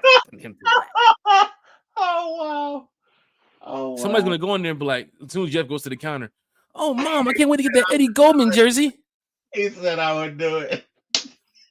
Jeff Wolf said I would do it. Oh, my gosh. Jeff Wolf, he's a part of Year 53 too, man. You're a fan. Jeff Wolf just wants to be right. He's waiting for Tuesday to see Eddie Goldman's name not on there. If Eddie Goldman's name is not on that list on Tuesday, Jeff Wolf is in this chat Wednesday like, I told you guys. Oh, my God. Terry, what's bugging T. Will tonight? The other night, you did a great job with the breakdown of Stephen A. Smith speaking with Dan Orlovsky about the Falcons being Super Bowl contenders, which if you go back and watch the video, Falcon fans, as soon as Dan mentioned that the Falcons would be Super Bowl contenders, Stephen A. starts to roll his eyes to the back of his head and tried to find him. It looked like he was just lost in the Matrix. Like he was like, I can't believe I'm hearing the Falcons right now. He did. But you did a great job on what's bugging T. Will. Terry, tonight, what's bugging T. Will? What's bugging T. Will? All right, guys, you know we lost 31-0 the other day, right? It says FAB makes the team. I'm gonna hold you to that, Jeff. I'm gonna hold you to it. I swear to God. Jeff, you better show up to the stadium with the Goldman jersey on. I'll hold you to it. No, what's bugging me is, guys, this was preseason. We talk about practice. This was preseason, okay? And understand what is at stake here. Understand what is at stake. Falcons made all these moves in the offseason. Some the pundits agreed with, some they did not. But if you don't at least deliver a playoff appearance, you give life to that same old narrative. We are trying to kill the narrative. We are trying to get into the playoffs and do some damage. We are trying to change some mindsets. We are trying to go back to 2016 and take what is rightfully ours. I don't give a damn about a preseason game ever, because what does it mean? The numbers have shown you have plenty of teams that go 3-0 in the preseason and come out 2-13 in the regular season. At the end of the day, it's what you can do when it matters. Folks, we are after something this year. It's our self-respect. Okay? It is our respectability as a franchise. We have sucked for the past 6-7 years. We got to go and get that back. Sometimes you got to do something a little different so you can feel that confidence, right? Sometimes you got to do something a little different so you can reclaim who you are. We are the Atlanta Falcons, and it's time for them to put the NFL on notice. And you can't do that if you're hurt. You can't make the club from the tub. Okay? You can't. So bottom line, that's a good get one, Terry. over the 31-0. Get over it. Okay? It's time.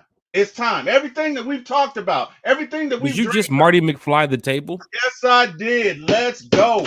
It is time. It is time, people. It is time. We are here. Our only mission in life right now is to kick the shit out of the Pittsburgh Steelers when they come into our stadium on September the 8th. Nothing else matters. Not game one of the preseason, not game two, and definitely not game three. Let's stay focused because when we get in that stadium, they need our energy. They feed off that. They've said that. This is a collective team effort, and we have to do our part as fans. And that is lock out all the white noise, lock out all the exterior that means nothing. People, we are going after a Super Bowl this year. Doesn't mean we'll get it, but we're going after it. And if you're doing that, you can't worry about preseason, right? If you're going for a job interview and you look flawless, you can't worry about the fact that you didn't take the trash out. It's over. Focus on the mission. Let's go. 2024. Let's see where we can go, people. That is what's Buck and T Will. Thank you, Jack. Falcons fans, we talked about this before when the show started. This is the last time you're going to hear about Falcons Jags on our end because the preseason is over. It's over. We are now focused on the Steelers. We are now focused on the Eagles, the Chiefs, the Saints, Bucks, Panthers as the schedule plays out. We have some teams this year that I think fans are looking at the schedule and the record and saying, this is the playoff. This is it. This is the year we definitely break ground and getting back to where we need to be. Coaching staff has been phenomenal, I think, this offseason. We talked about this on the podcast. The training camp notes. Since day one of minicamp, everything has just been positive notes, otherwise than the injuries. But you didn't get a team, Terry, when we talked about, Mark Rondani, who covers the Falcons, and Tori McElhaney and everybody. We didn't go over the notes on the podcast and say, damn, this team is looking like they're going to have some trouble this year. Remember the pass rush? We was worried about the pass rush after the first game against Miami. No sacks. What happened 3 days later? Thank you, Matthew Judon. Changes the whole outlook of this defense now. Now you got a guy who can possibly get you 6 or 7 sacks, 8 sacks, maybe even more than 10 sacks. Look at his body of work. Fans were worried about the free safety position. We went and got Justin Simmons. We've strengthened the secondary. We gave the fans what they've wanted. Now, from what you heard with What's Buck and T Will, and of course, what happened on Friday to where we are today, fans are still talking about that 31-0. They're still talking about, man, why did you can't have the fans show up to the Benz and do that? We're not ready for the Steelers. Who says we're not ready for the Steelers from looking at your 5th string and 7th string playing? Right. There was a couple guys. Matter of fact, I got the email about showing up and putting my pads on and going to play against the Jaguars. I was busy, but I got the email too. Like, hey, you want to try out for the Falcons? Here's your chance this Friday against the Jaguars. Only one problem though. They're going to play their first team for 2 quarters. Yeah. They're not so sure that their first team can handle CJ Stroud and the Houston Texans this year.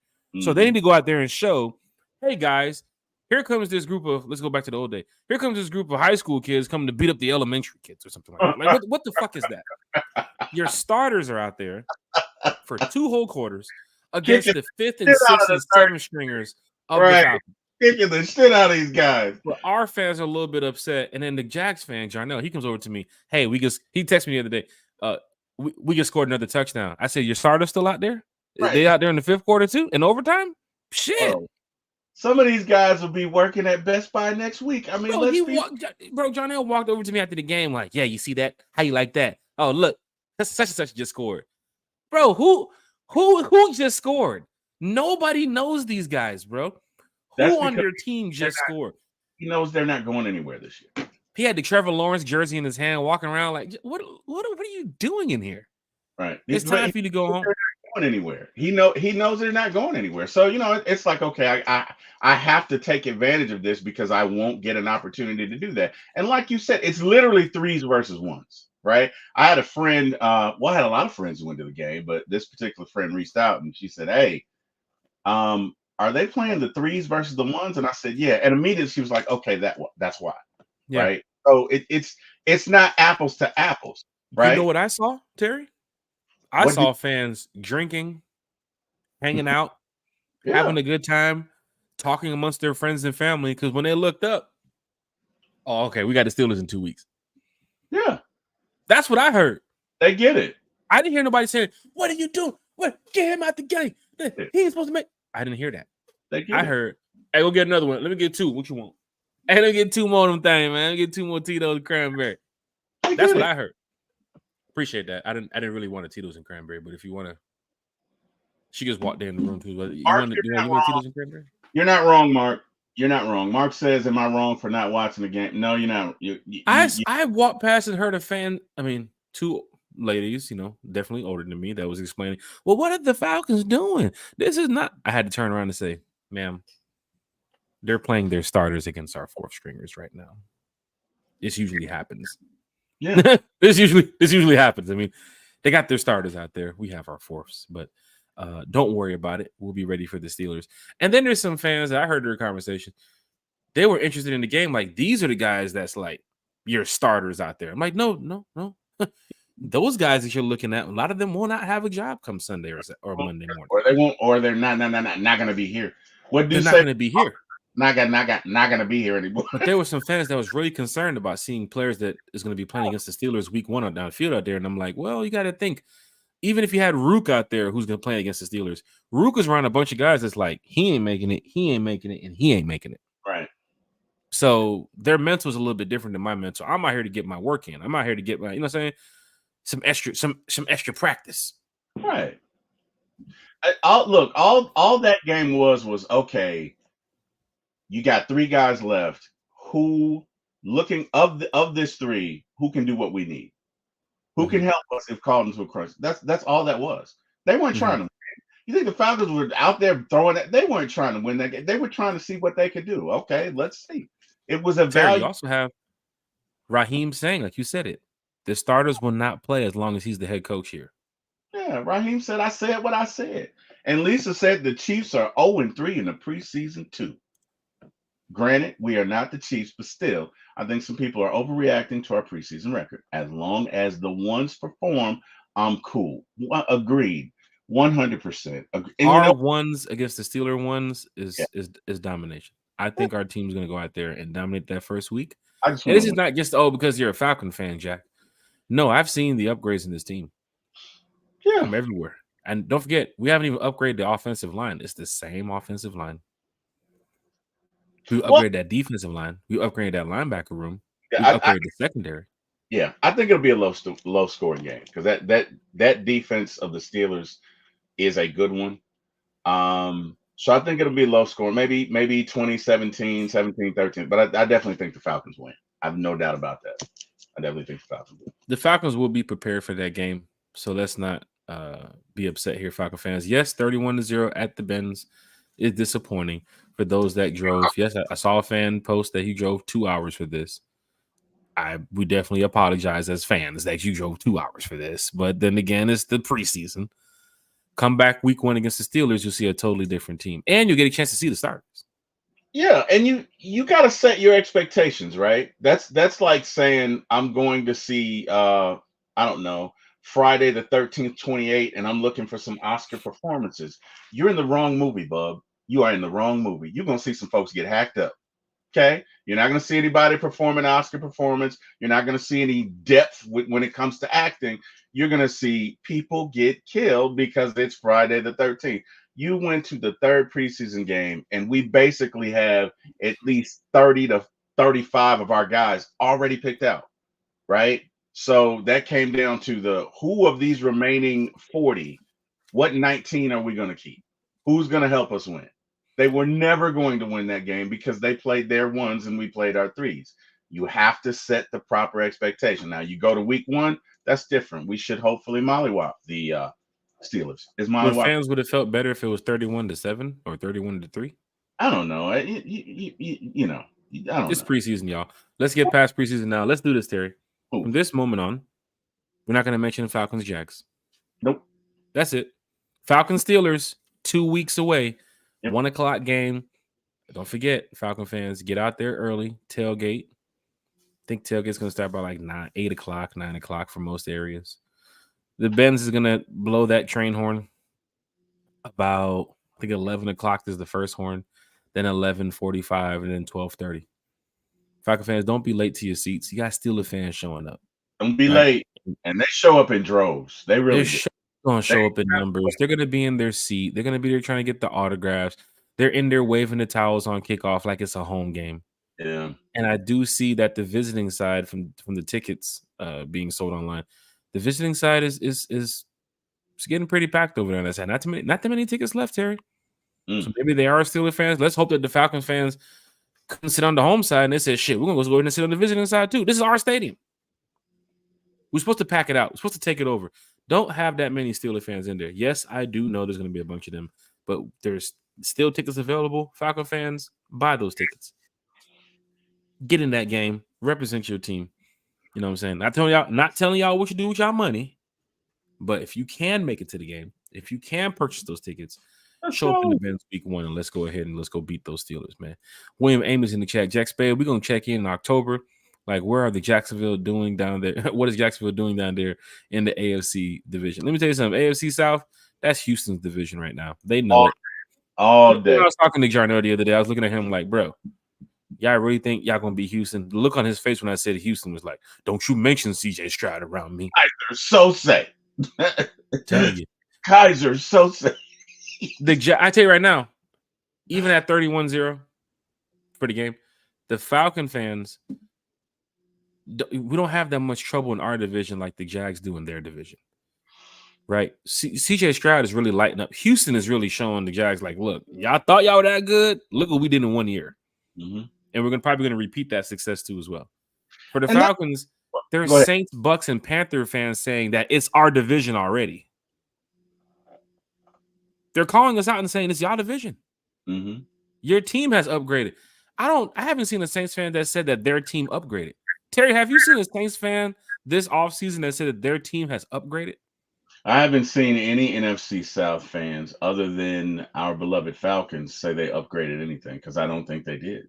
Maybe the Panthers, I would probably say, is next in line to say they got some type of upgrade. What did the Panthers upgrade? They got a new head coach.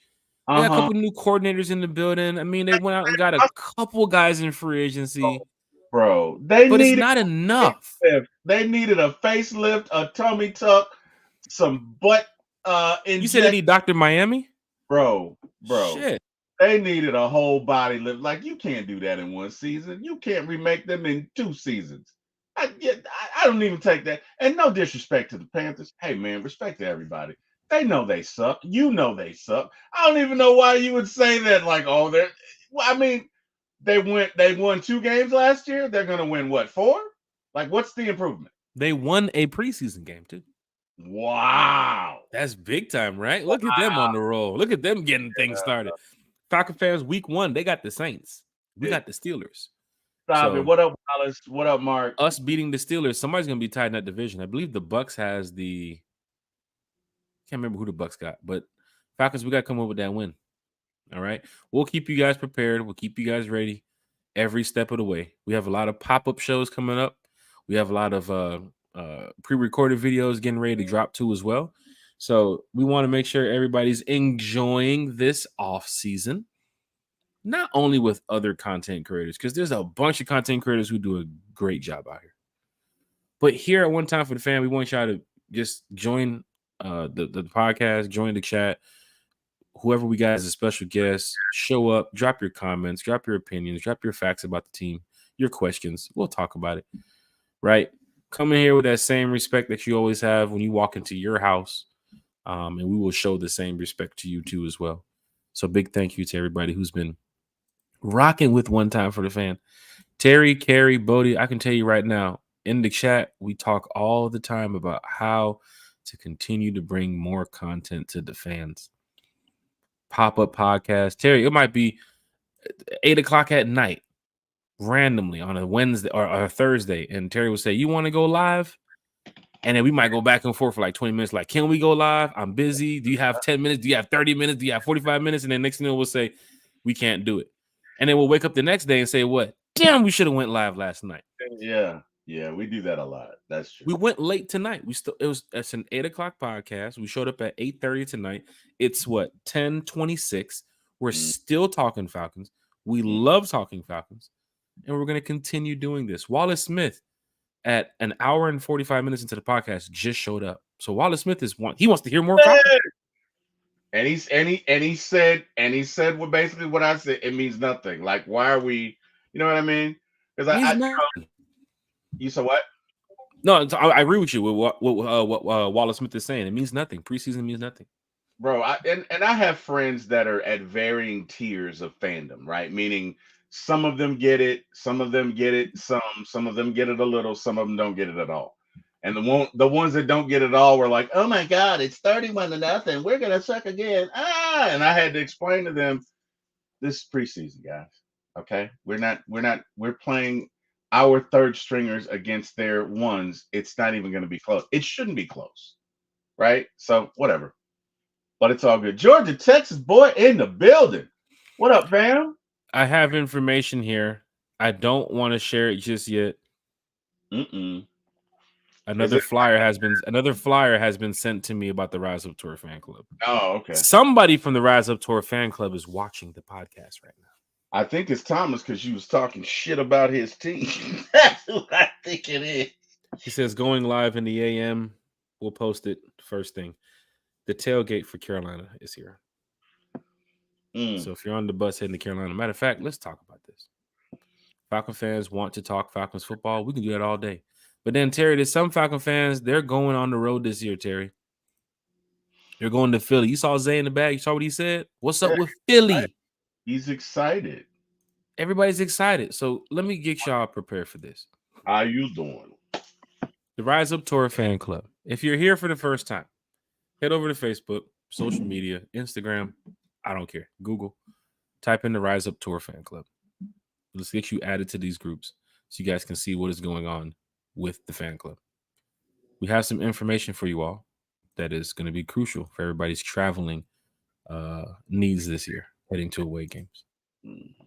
First thing first, I got some Philly information I'll post probably coming up next week. We have a bus trip coming up, Falcon fans.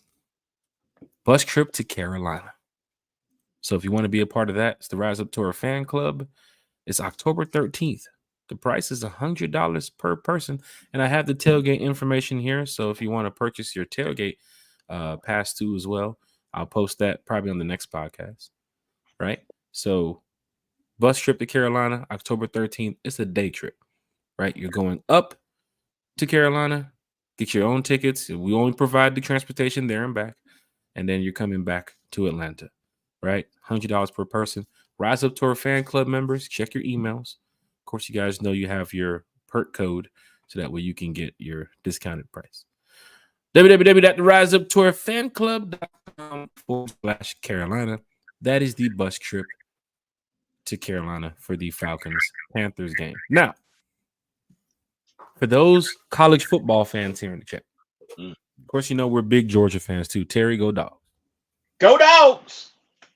Georgia, Alabama is a big game that is happening this year, early in the season. There's a lot of fans that want to get down to Tuscaloosa, and they want to go see the Dogs smack up the Crimson Tide. So the Rise Up Tour fan club has linked up with a group to provide transportation to and from the game. You definitely want to get your own tickets to the game because we do not provide the tickets. It's $65 per person. You can sign up at www.dogsbamabustrip.com. You see the number at the bottom of your screen. It's September 28th. Now remember, there's going to be other tailgates and things going down in Alabama. So if you want to call your cousins, auntie, neighbors, nephews, brothers, friend, and say, hey, y'all, I'm coming in town. It's Uncle Joe. And they say, come on, Uncle Joe. We ready for you. Go holler at them about their tailgate. Go hang with them. Once the bus parks, you got 5, 6, 7 hours to go do whatever you want with your group. Or if you have tickets to go in the game, you can go in the game. But after the game, the bus will be heading back to Atlanta. I do believe we have who is it? Is it the Saints the following day, right?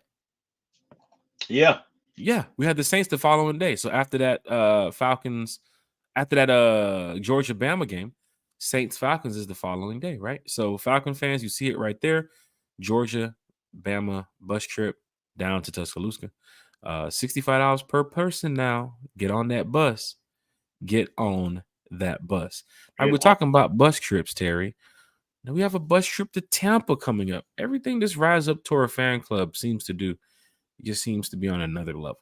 We've been doing this for 7 years now. When me and my friend started this years ago, we never expected it to be where it is right now. But having over 1,000 members in our group that travels to away games, It's amazing to see the amount of fans who just love to show up and enjoy these experiences on the road before they go into the game. What's up, Terry? Isn't that there's something about that weekend.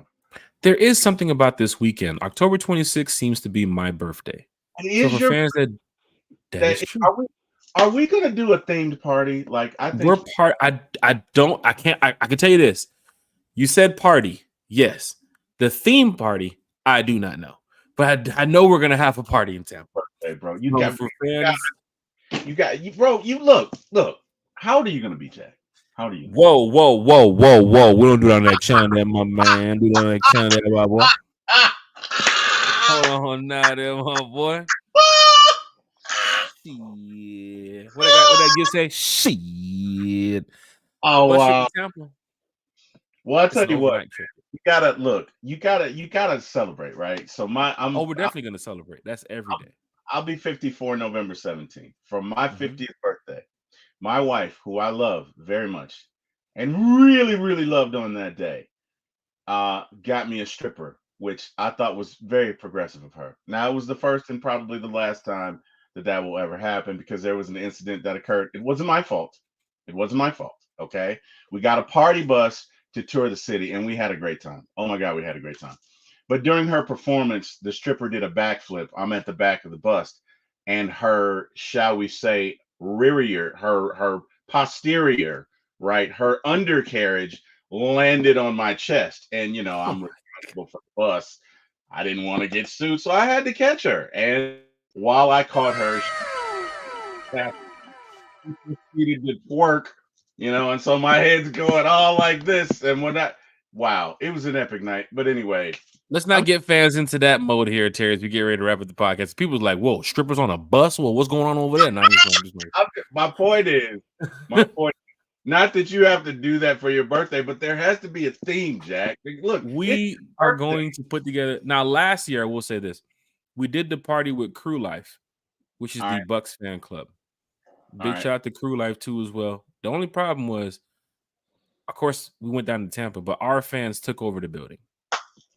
Right, and that's how we roll when we show up to these games. The same way y'all seen some of these Steeler groups and these Cowboy groups show up, and y'all like, oh my God, the Cowboy fans are coming.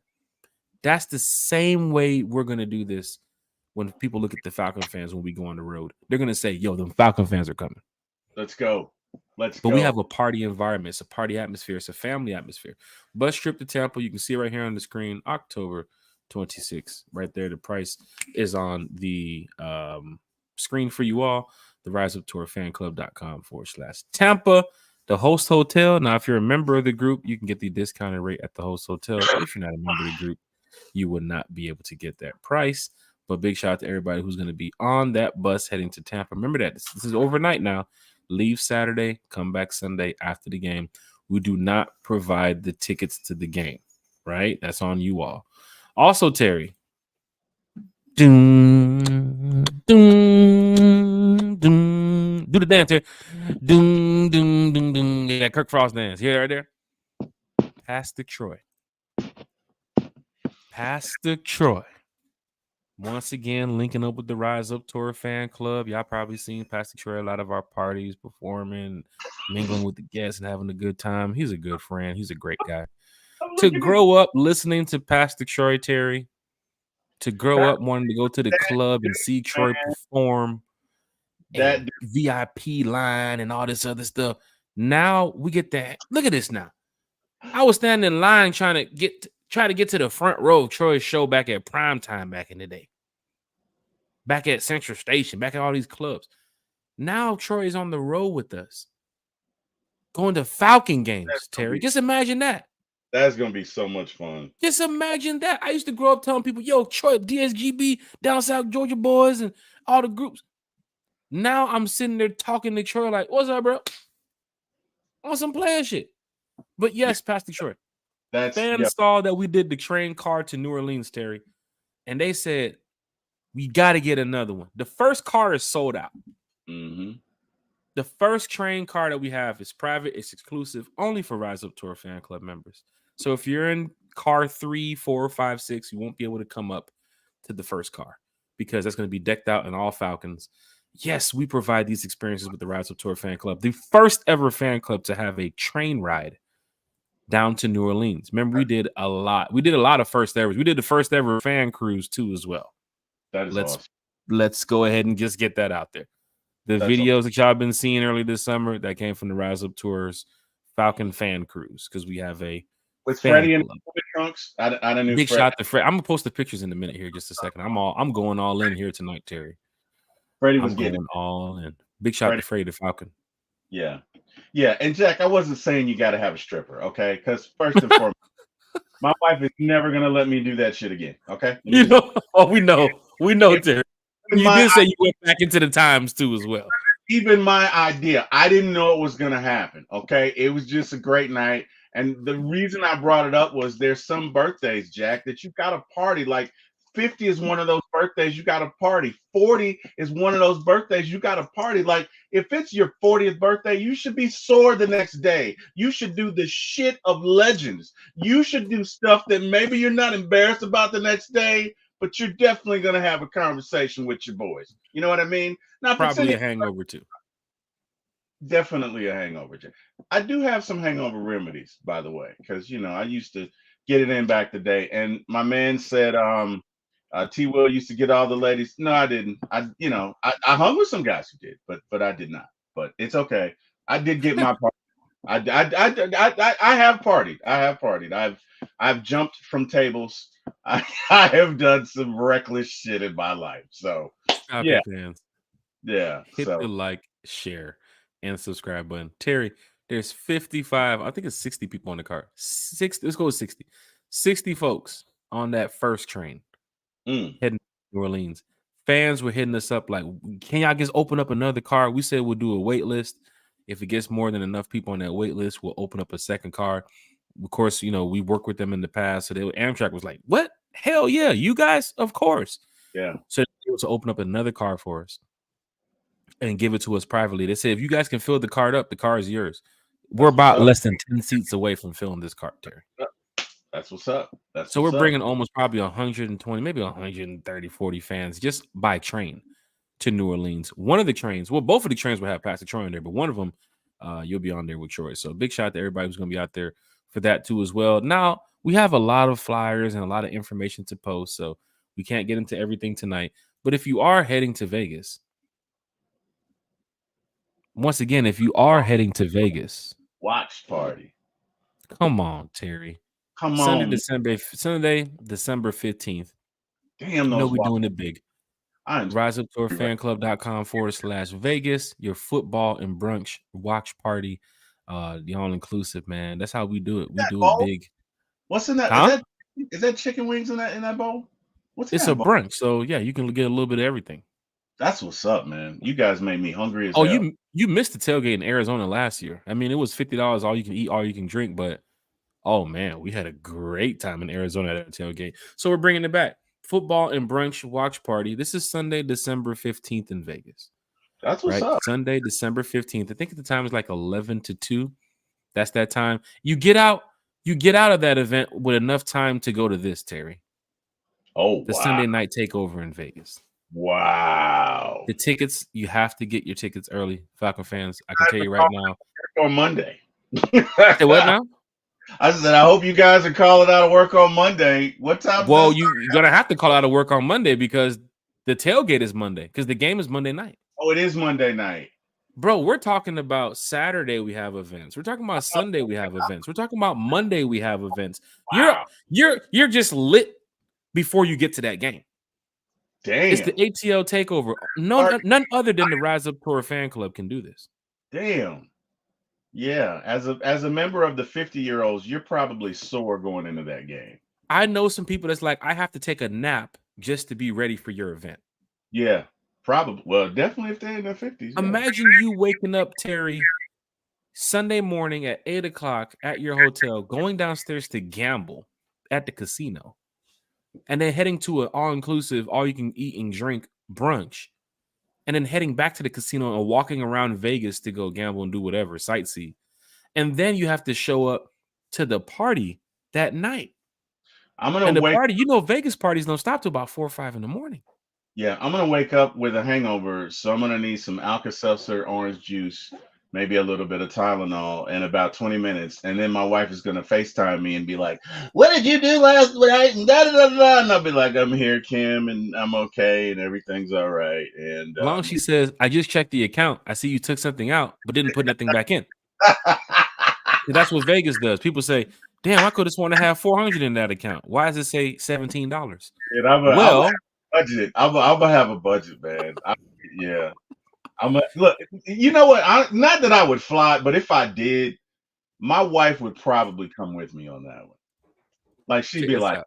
I'm keeping the check. I'm keeping the cards with absolutely. Yeah, she wouldn't. She wouldn't It's do always good to have a budget in these type of places, but just know that if people that's traveling to Vegas for the first time, that. You just gonna be pull careful of what you do and what you spend, because you'll be like, "Oh, I'm going to spend only 500," and 500 spent in the first day. that. Yeah, man. So be very careful with how you deal with Vegas. Hotels, flights, all that shit's expensive. Game tickets will be expensive, Yeah, but there's some other extra stuff in Vegas. You're gonna be like, "Damn, I could spend $700 in less than 3 hours. How the hell did that happen?" yeah. I So know just be my wife prepared. would want to go, but the problem is my kids would want to go too, and I The couldn't. problem is you don't fly. So I told you if you wanted, I thought you were gonna be at a hotel in like Texas by now. I told you to walk like 2 months ago. You would be there prepared for the game I by have the time a long December hit. ass beard like Forrest Gump. I just kept on walking and walking and no, wait a minute, running Falcon and fans, and running. this is the big attention to all Falcon fans, calling all Falcon fans, not just Rise Up Tour fan club members. That's one thing about the fan club we want everybody to understand. There's no divide with us. Everybody's invited. Yeah, we have some private events too as well for our members, but that's private. But when we have some of these events where you hear me saying calling all Falcon fans and tell your Falcon friends and tag your Falcons family, go ahead and buy your tickets. Terry, I told you the other day, I know one person that bought 25 tickets by himself. Damn.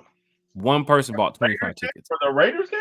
No, for our party Sunday night in Vegas. Oh shit, man. And tickets were starting at $20. I don't even know what the ticket price is right now, but Falcon fans, it's gonna be a great time. I can tell you right now. Doors open at 8. I'm so Party's gonna start around 9. I'll probably walk in there about jealous. depends what time the limo gets there. No, I'm just messing with y'all. Really Sunday, jealous. December. It's Vegas, man. A limo got a limo. That's like Vegas shit. You know what I'm saying? Bro, Sunday, December 15th. What's up, Terry?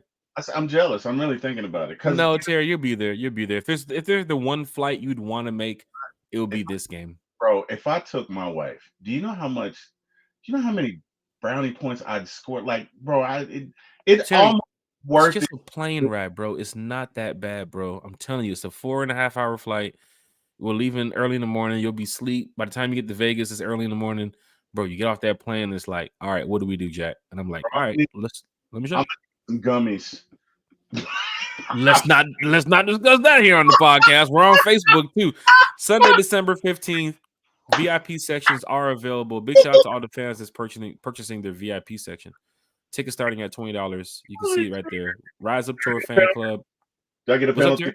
Do I get a penalty? Is that a No, penalty? you're good. You're good on that. There's a lot of 420 users in the chat. The Rise Up Tour fanclub.com/Vegas.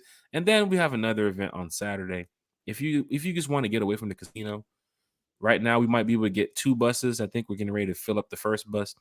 We have a party bus going to the Hoover Dam on Saturday, right? The 14th. So for fans that want to just get away from just the all those sounds of the fucking slots and the people yelling and screaming, take a party bus to the Hoover Dam. Beverages and snacks will be provided. $75 is the cost.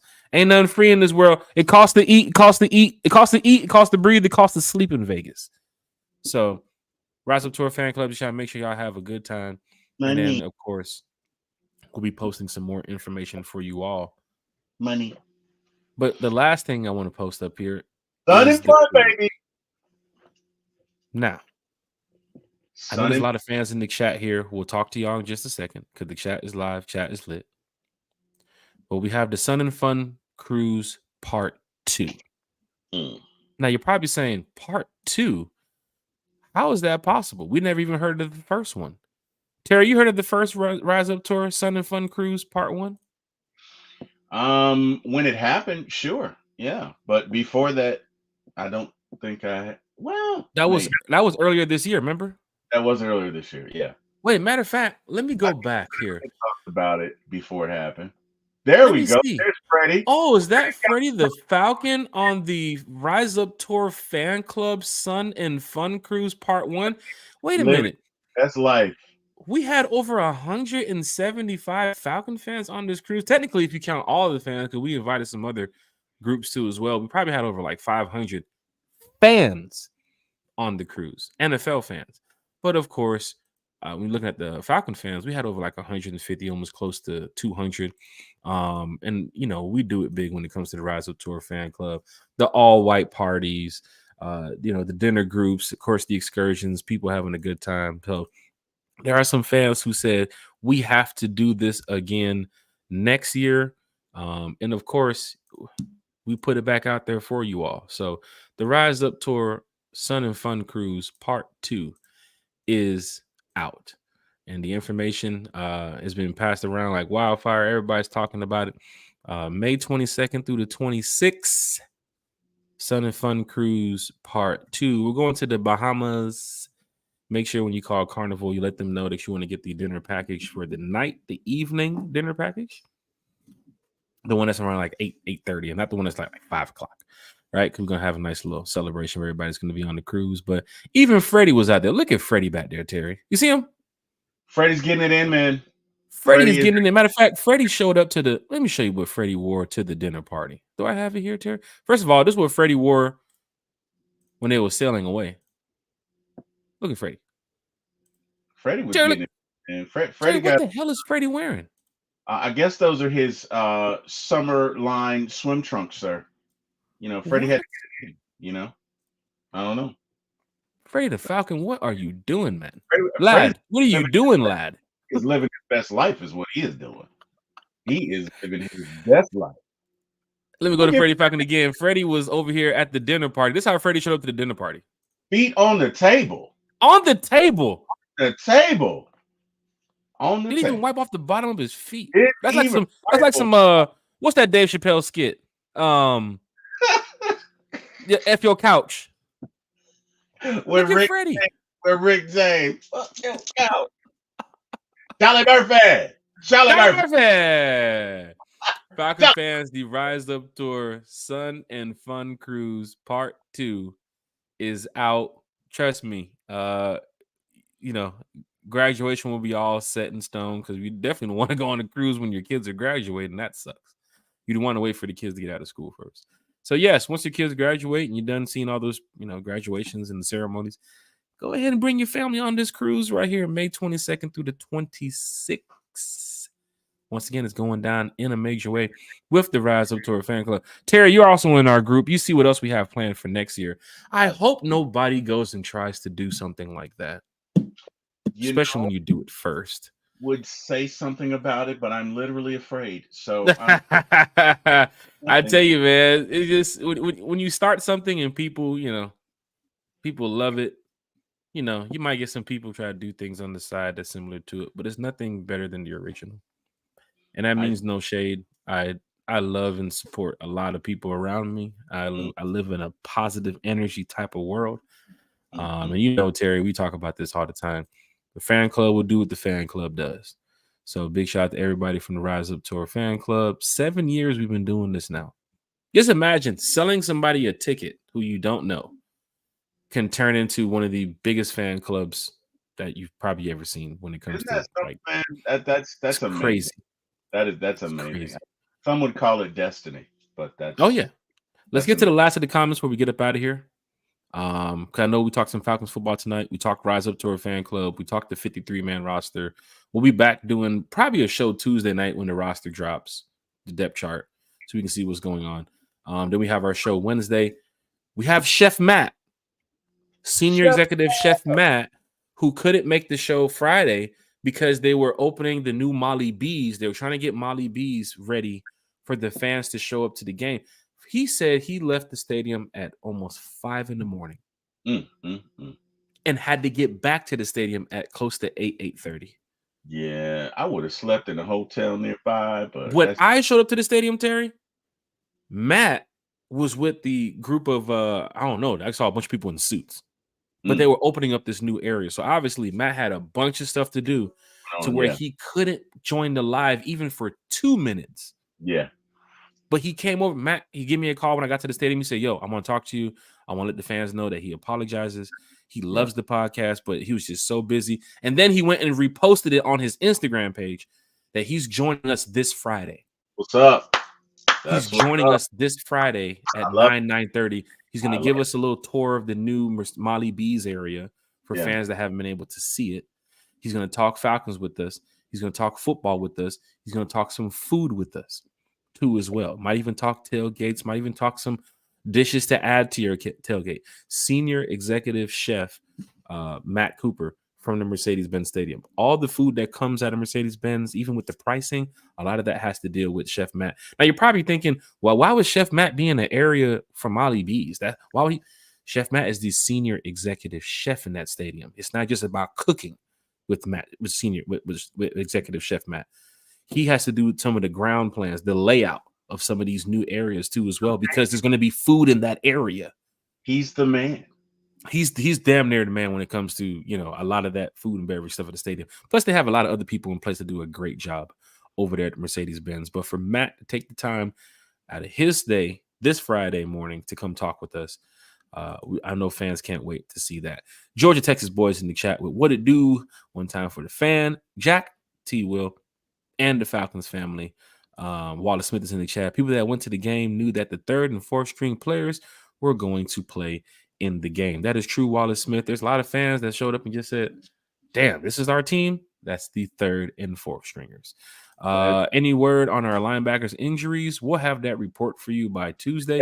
I know they mentioned some, I think it was soreness with Caden Ellis too as well. He had a groin, I think another linebacker, but it seemed to be day to day. Like it wasn't that, I don't think there's concern that they would miss game one. Right. Yeah. But Wallace Smith, I have a question for y'all. Go ahead, Jerry. Now, what up, Wallace? Go ahead. I have a question for y'all. Have y'all heard that they might be signing Steve Wilks to the coaching staff? If that rumor is true, that just adds to just more improvement, more upgrades that Terry, Raheem, and this staff wants. I don't care if Steve Wilks is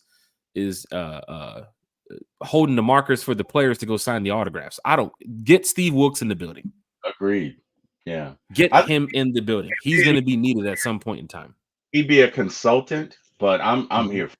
I'm all for it. I'm all for it. Phenomenal when it comes to defense. I can't believe he got fired. Like that in and of itself is just proof that sometimes the NFL is just not fair, man. I can tell you this.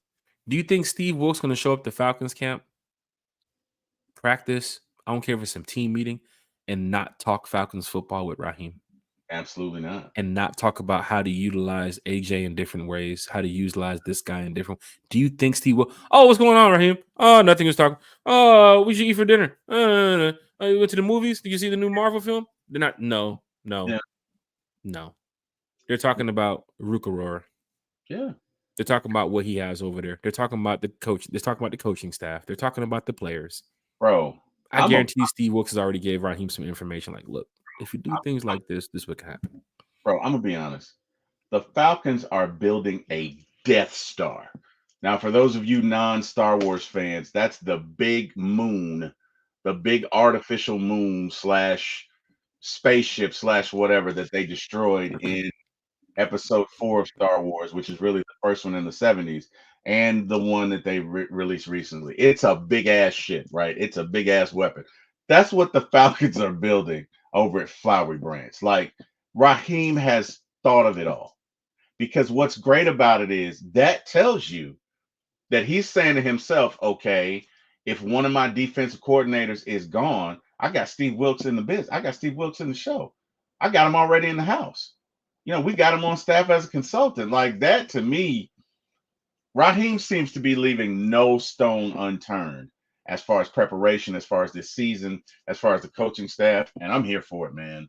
I really feel like, all things being considered and God willing, we stay reasonably healthy. And yes, I'm knocking on wood. I feel like this is going to be a great season because, bro, Steve Wilks, come on. If some way somehow ends up on this Falcon staff, I think, that's like the players being excited that Justin Simmons and Matthew Judon is here. Just imagine other coaches in the NFL like, damn, they got Steve Wilkes too? Shit. Yeah. They stacked over there in that damn roster, staff, everything. JK is in the chat. Jack, I'm happy y'all started this, man. It's a lot of teams that act like Falcon fans don't go hard. Falcon fans go hard, man. I think this is just what I see. It's Atlanta. Yeah. So Atlanta has this, you know what I'm saying? You got to have that you got we're the trendsetters. Right? If this is like a New Mexico, not no disrespect to New Mexico, but it's like a New Mexico and North Dakota, you know what I'm saying? Wyoming type of thing, it wouldn't mean much like that. Because just the cities, like Atlanta is just always up here. You know what I'm saying? People look to Atlanta for music, for entertainment, for arts, for media, for now Hollywood is damn near Atlanta, right? Marvel's down here, Paramount's down here. You heard like the rapper said the other day, like a lot of these dance trends and these fashion trends came from Atlanta, right? Versus back in the day, it was coming from New York, right? Coming from up there in that area. Now Atlanta's like everything. You got to check in with Atlanta before you do something. You know what I'm saying? So it's like, I wanted Falcon fans to see that when we first started the fan club, I didn't know what it was going to become. I just know that the first party we threw, we had like 400, 500 people in there. Mm-hmm. And I was just shocked to see that this can happen. And I was like, damn, that was 2017, bro. It's 2024 now. And look where the Rise Up Tour fan club is right now. Like, we've been to LA, Seattle, Cincinnati, Miami. We had the yacht party in Miami. Troy was on the yacht party in Miami in 2019. The Yakata. He was performing on the yacht going around the port of Miami. We rented out a yacht. We had 200 fans on a yacht. Free food, free drink, all this stuff. We do things for fans to have a good time. We know the game is this day, this time. But around that game, we're going to have fun. And that's why I want fans to enjoy. You know how hard it is, Terry? I talked to you about this shit. You know how hard it is to wake up and just deal with just planning stuff for Falcon fans on the road, and you're not even from those cities? Mm-hmm. Shit is not easy. You know what I'm saying? Like I can just Terry, I can get off the plane, go to my hotel, go to the game, and go back on the plane and go right back to Atlanta and just make it easy. But we choose not to do that. We have a team of dedicated Falcon fans that are there with the tour to make sure fans have a good time. And my hat goes off to them because in 7 years, it has grown tremendously. Now we're at a point where look at the cruise. We did not expect to see all those. Bro, that cruise was crazy. And now next year, apparently, from what I've been told from the team, from the membership team, and there's probably double the amount of people going on our cruise. Now that's just something that we started to give back to fans. We want Falcon fans to be number one. I told y'all from the podcast to the tour, number one, we can make this fan base the most active, lit, live fan base ever. And I don't give a shit about the home games like that. I'm telling y'all, I'm a season ticket holder and a PSL holder.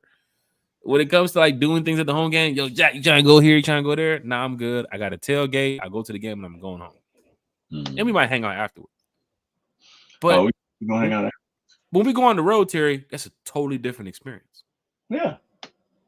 Totally. When you're in somebody else's city repping your team, that Philly game, people are like, I ain't going to Philly week 2. Fuck you talking about? I'm on that first flight Saturday morning. I don't care about that. I'm Jack Spade. You gotta watch out for them Philly fans. They better watch out for me, bro. Damn it. I'm a diehard too. Falcon fans, hit that like, share, and subscribe button. But this is what we do with the tour. So for fans that have signed up, for fans that are part of the membership, for fans that's thinking about getting a membership, just know that there are some dedicated fans behind the scenes that wants to make sure you guys have a good time. When we walked into that London party last year, to see the amount of fans that was in the London party,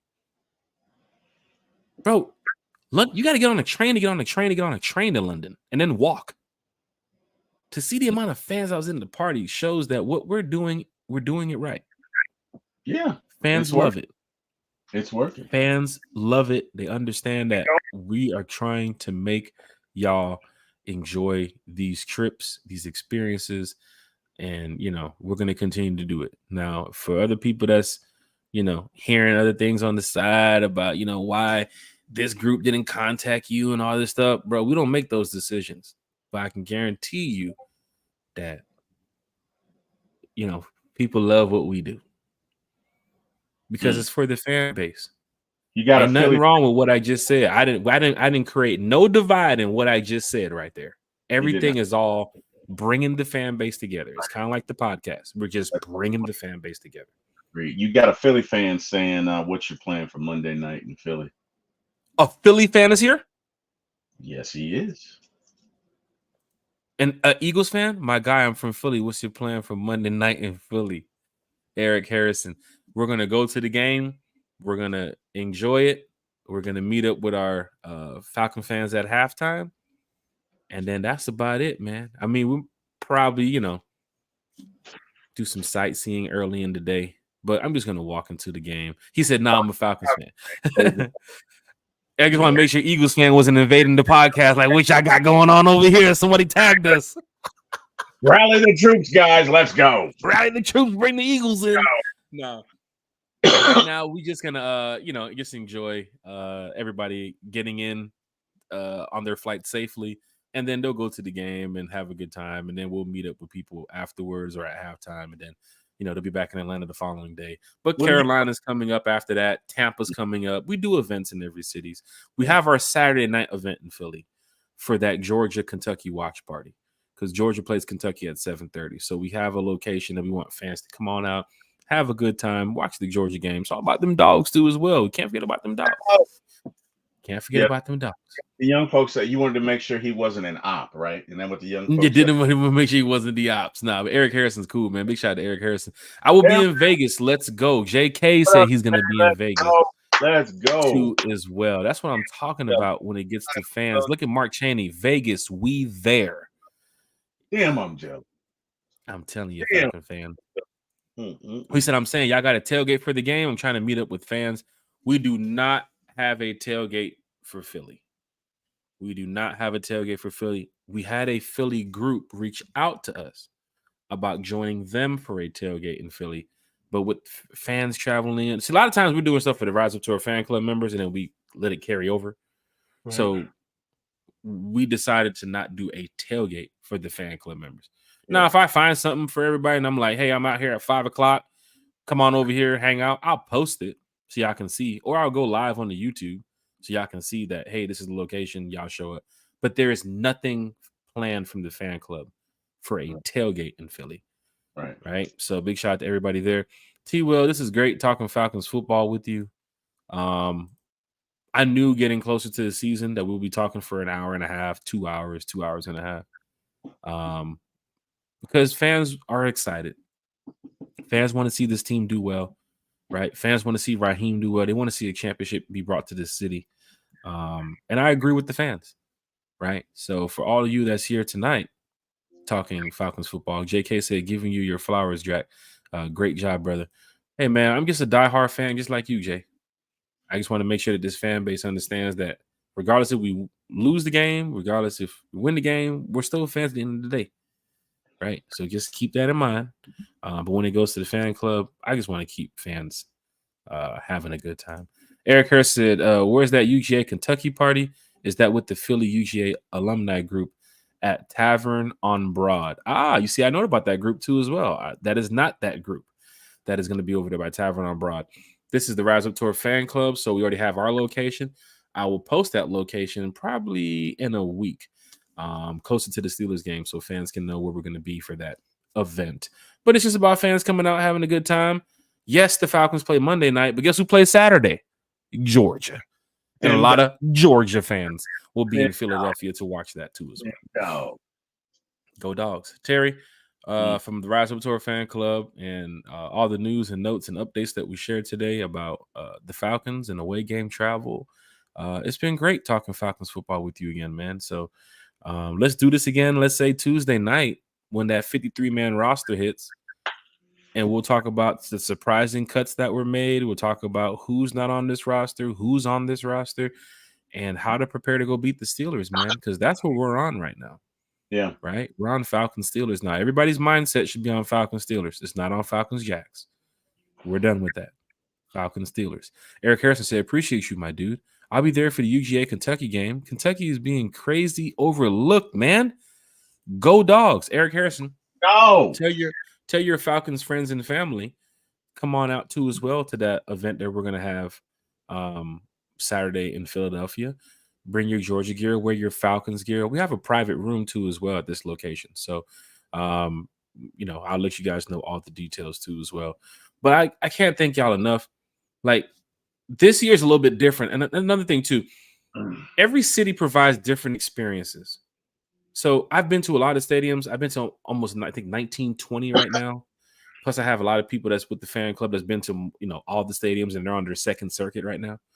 But every stadium, every city provides a different experience. In Arizona last year, Westgate Entertainment District, right there in Glendale, next to the stadium, has everything. It's like Buckhead, right? It's like Buckhead, Atlanta, with the stadium right there.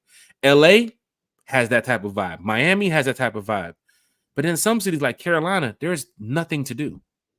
You feel what I'm saying? Some cities is like, oh my God, it's so boring out here. There's tumbleweeds. I'm just saying, some cities just have that. We just got to pull our thumbs. It doesn't have that Miami, Atlanta, New York, LA vibe. Maybe Dallas has that vibe too as well. When you go to Dallas, there's a bunch of shit to do in Dallas. So I see why Cowboy fans are like that, right? So for us in Philly, the places that we found just wasn't, the greatest to have fans. Bueller. Yeah. Even one of the places told me, the ladies on the phone, like, nah, I don't think that would be safe to bring all those Falcon fans out the night before the game, because we have a lot of Eagles fans that's going to show up too as well. He said that's going to be bumping. Hearing that over the phone from somebody in Philadelphia is like, okay, appreciate that. Yeah, thank you. So thank you for that heads up. Here I go showing up with 400 Falcon fans, a bunch of Eagles fans show up, fights and all this nonsense start, and they're looking at me like, Jack, what'd you do that for? Why did you bring us here? Who thought that was going to happen? Yeah. But Falcon fans, great show, fellas, from Wallace Smith. JK said, great job, fellas. Hey, man, it's all about having a good time here on One Time for the Fan, and we're going to continue to do that. This channel, this chat, this podcast is from y'all. It's from the fan. It's for the fan. I keep telling y'all this. Come in here and talk Falcons. Ask questions. I don't work for the Falcons. Terry doesn't work for the Falcons. Right? We can talk Falcons football with you all day. These questions, sometimes you can't ask the radio station because they're too busy. Right? You can't ask some of these journalists because they won't respond. But we can reach out to those people and get them out here on the channel, right? Myles Garrett will be back soon. I might reach out to John Freaky again and get John Freaky back on the channel. John Michaels was on the channel earlier this year. Let's see if we can get John Michaels back out. Yes. Eric Harrison said, what's your website? You can go to the riseuptourfanclub.com. Let me go ahead and take this off here. Drop it in the chat. Yeah, I just want to go ahead and just move this banner. The riseuptourfanclub.com. You can go right there. We have a lot of the information to our tailgate in Carolina, the bus trip to Carolina, the bus trip to Tampa, the Vegas parties. We'll be updating it with the Carolina tailgate tomorrow morning. And then we have our Denver information. Y'all don't even know about Denver. Did we tell you about Minnesota? Did we tell you about New Orleans? Matter of fact, holy shit. Terry, we got to go. I haven't even talked about New Orleans outside of that train trip. Y'all know we have the party in New Orleans, right? Matter of fact, Tom is going to be pissed. He's going to be like, bro, you got to make sure you mention the party. Thomas already pissed at you for that comment about Florida State. You look, you can't piss him off anymore. Thomas will get over it. You can't. You can't. You should never been a Florida State fan in the first place. This Thomas, it was this guy. I'm not a stick, but it was this guy, Thomas. Where's the flyer? Because there's a lot of fans in here that's heading to New Orleans. Hold on, I want y'all to see this. There's fans in here that's heading to New Orleans. They want to know where the party's at. Hold up. I got you. Fans in the chat, like, yo, where is the party in New Orleans? Okay. And I'm going to show you. I've been wondering to ask what does T Will do for a living with all those computer screens. I work for the NSA. As a matter of fact, Jay, we're tracking you from. I'm just kidding. No. We work for the feds. Matter of fact, no, he's playing. Work for the no. In all seriousness, Jay, I work for a communications company, and we, basically sell products like wireless services and cable and video and internet and other stuff, and I fix it. That's and in the spare time, he's air traffic controller over I-20 and I-75 as well. As a matter of fact, Hartsfield, Hello, Hartsfield. Is everything Yeah, good? they're back on the horn. Everything's good. Okay. Here we Yeah. go, Falcon fans. You heading to New Orleans? Come party with the Rise Up Tour fan club. Falcon fans, man, y'all seen what we did in New Orleans last year, and the year before that, and the year before that, and the year before that. It's the same location. Why? Because they rock with us in that location. So for everybody that's out there telling people, they having their party here and this, there, no, it's not. Rise Up Tour fan club, New Orleans takeover. Where are we at? We at Razoo's, baby. We're at the Red Razoo's on Bourbon. baby. Baby, you better get down there, Woody. It's What? going down in a major way. Why? Because the Rise Up Tour fan club is doing it. Diana's in the chat. She said, "Party in NOLA" with her fresh Jesse Bates jersey that she won on our One Time for the Fan giveaway back in March in springtime. Big shout to Diane Markham here in the chat. Wallace Smith said, "And congrats on y'all 1K accomplishments, and y'all keep up the great work, because I can remember when I joined, you was around 275 subs at the time." Man, thank you, Wallace Smith, for seeing the grind and seeing what we've been going through over these past couple months, and just knowing that we just want to talk Falcons football with you all. Yeah. There's nothing wrong here with being positive about the team. There's nothing wrong here in saying that we can win all these games and make the playoffs. And Raheem is preaching, to the fans and the media and the city that how good this team. There's nothing wrong with that, with being diehard Atlanta Falcon fans. We turn on this microphone and you talk Falcons football, it just makes it even better. Because now I can talk to you, Wallace. Now I can talk to Jay Coop. Now I can talk to Diane. Now I can talk to Quentin Lavender, Atlanta Falcons Fandemic, Mark Cheney, who does a great job on his channel too as well. All of these people that's in the chat. And for those that's listening and watching afterwards, we talk to you because we are diehard Falcons fans. We want to win, and we want you to know that we want to win. Apple Podcasts, Spotify Podcasts, Amazon Podcasts, all the people that's listening over there. To our fan that's in Guatemala City that was listening today. Don't know where he came from, but obviously he's a Falcons fan and he found the channel. And he's checking in from Guatemala City. Matter of fact, he mentioned to you, Terry, the weather and some stuff too as well in the chat. The chat was moving quick, so I was trying to. I missed that. Yeah, that chat is popping, man. It's pop. Here it is right here. He said right now it's at 8:15 p.m. Weather is great. Right now it's about 70 degrees. So big shout out to 6686 Carlos in the chat. These are not bots. These are real Atlanta Falcon fans who love talking Falcons football. Atlanta Falcons Fandemic said, "At Wallace Smith keeps me busy in my comment section. Thanks for the support, brother. Fans who support fans." Man, there's so many content creators. Atlanta Falcons Fandemic is another content creator. Make sure you guys go follow him too as well. There's so many content creators, so many fans here following One Time for the Fan, and we all follow you back too as well. It's from the fan. It's for the fan. I will continue to say this. I will stand on this until the end of time. Terry, you see it right there on the screen. Razoo's 511 Bourbon Street. Fuck the location. You guys are going to find the party because everybody's going to be there. I will say just get in there early. It's Saturday, November 9th. Get in there early because I'm telling you, it's going to reach maximum capacity very early. I'm just telling you right now. I've seen it over the past couple of years. And Terry, even last year, it was tough for me to get in. And I'm part of the group that's throwing the party. And even security was like, hold on, bro. I was like, hey, we're supposed to be in here. I'm part of the people throwing the party. Man, you see this line, big dog? You see the line, baby? Baby. Hold on a second. I need to be in there. I can't get in this line. Like, I need to be. There's something going on that involves me. I need to be in there. I'm Jack Spade. Hold on, but now I wasn't trying to be rude and cut the fans, but I need to be in there. Like that line was like, I need to be in there. This is part of what we do. You didn't name drop. Is that what you're saying, Jack? You didn't name drop? I don't have to name drop. No, I have to name drop. No, I just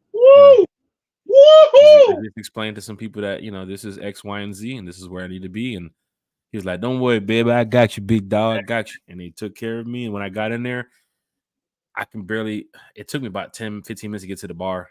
And then another 10 minutes stand in line. Bro, I'm telling you something. Terry, You're talking about 1,000 Falcon fans in one building. Wow. A thou wow. And you're talking about the other 5,000 in the streets outside the building. Man, come on, man. Because they got the patio open. They got the doors open. The windows are open in the front. So everything is seeable. You can see it from the street. You can look right there and be like, damn, they partying hard. The music, the performances, everything. You can see everything. Can you get in there? That's the question. And if you get in, can you get out? I had to fight so hard to get Drake London family in there. They called me, was like, yo, how do I get in? I was like, hold on. Let me see what I can do. Hold on. But wait. Man, that was tough. Y'all like, how many people you got? He's like, I got 4. And they get inside. It was like, yo, I got another. Bro, you saw how hard it was to get you in? Like, it's tough, man. But big shout out to all the Falcon fans who love to travel. Big shout out to all the Falcon fans who believe in what we got going on. It's from us. It's for y'all. Terry, let's wrap up this show tonight because it's real quiet in the house. So I guess I got a whole night of NCAA going on with no problems. Oh, wow. Okay. Oh, well, yeah. The kids are asleep. In the name of UGA and Jack Spade. No, I'm going to tell you right now, I haven't been playing with UGA. Wow. I haven't. I have Utah. I have Oklahoma State. Played with a couple other teams. You know, UGA is it's too easy with Georgia. It's just too easy. It's just too easy. So I had to try to challenge myself. Terry, what's your shout outs for tonight, man, as we get ready to wrap up this show?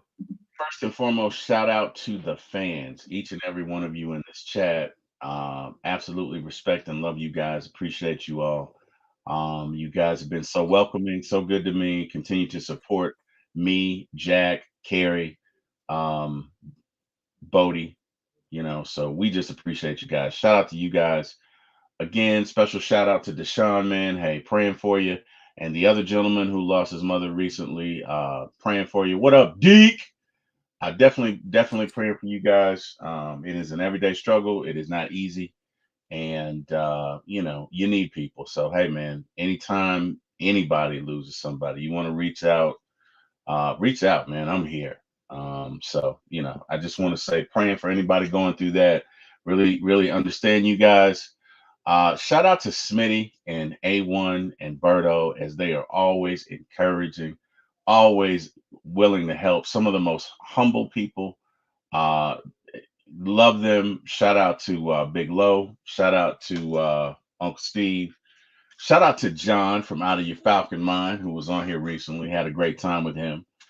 Shout out to everybody, man. And thank God for giving me this opportunity. Thank God for waking me up. Thank God for everything. And hey, man, last but not least, Mr. Jack Spade, host extraordinaire, betrayer of Thomas when it comes to Florida State. Thank you, sir. Appreciate the support that you have given me, that you continue to give me. And as long as you continue to invite me, I will continue to come back, sir. So with that being said, I'm passing the mic to you, Jack. I got my esports stuff too I deal with, and I haven't been talking about that, but the new EAFC is getting ready to come out, so the esports about to kick back up. So all those money leagues, a lot of ways I can fund myself from going to the games. That's how I win. You got to win those tournaments to get that bread. Nah, for real. Look, Dwayne Ruffin. Now Dwayne Ruffin has joined the West Coast is in the building now. So now we got to do another 2 hours now. Oh, God. Terry, you good for another 2 hours? You want to talk about the cleats the players were wearing on Friday? No? Let's do it Tuesday. Okay. All right, Tuesday, you sure? Terry, you see, as much as you want to talk Falcons football now, nah, I think the show is over now. Well, I have a that Kim. was your chance to be a GOAT, Terry. That was your chance. I have a Kim. And Kim, about that damn Kim sitting over there waiting about that comment. What about Magic City you said earlier?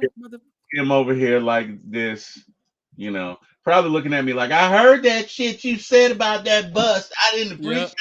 You think I wasn't listening? I did. As soon as you hang up, Kim gonna say she called the bus company. She done got your information from back then. Falcon fans, hit that like, share, and subscribe button. This is what it's all about. She was on the bus with me. She saw it. It went down next to her, which is one of the reasons it'll never happen again. But she saw it. Oh my gosh, she was so pissed. Oh wow. Anyway, go ahead, Jack. So somebody just asked me. Somebody just sent me. Hold on. I'll post it in the chat for y'all. Some people's like, "Yo, what's the stream for the esports stuff?" Let me post it in here. Definitely. Your Twitch? Twitch? Okay, yeah. And then I get to the shout outs and then we'll wrap it up. It's on there late a lot. Very late. Yeah, so I play in the West Coast leagues and there's like 3 hours behind us. So plus I'm one of the admins too as well. So I got to deal with a lot of stuff. We have over 20 something people. 20 something, what the fuck? Over 20,000 people that play esports in our group. So it's difficult to deal with a lot of this. Huh? I was gonna say 20 from 20,000 to 20. That's a drop off. What happened? Yeah, I was about to say it's a big drop off, right? But yeah, man, you see right here on the screen. If y'all want to go follow the Twitch page, I'll be live in about 45 minutes over there. We have a money tournament tonight, so hopefully we can go ahead and win this one. But there it is on the screen, the twitch.com/Worldly Gaming for any gamer out there. 30 minutes. What the fuck are you talking about? Shout out to everybody in the chat. Shout out to everybody who's been repping and supporting one time for the fan and the Atlanta Falcons. We do this for y'all. Definitely enjoy your night. Shout out to my family. Shout out to my friends. And once again, man, just believe in this team because that day will come when we win this Super Bowl. And then you guys gonna come back here on the channel and say, Jack, man, you was always positive about this team. You was always right about this team. Well, that just let you know how I wake up about the day, right? If I wake up and I stomp my toe, like it doesn't mess up my day, right? You know what I'm saying? I'm not gonna go through the day saying, I stomped my toes, I'm gonna be mean to you or mean to you. No. I live life in a positive light, right? It could be like, it's a shame what happened to T. Will. He's been in that coma ever since they won.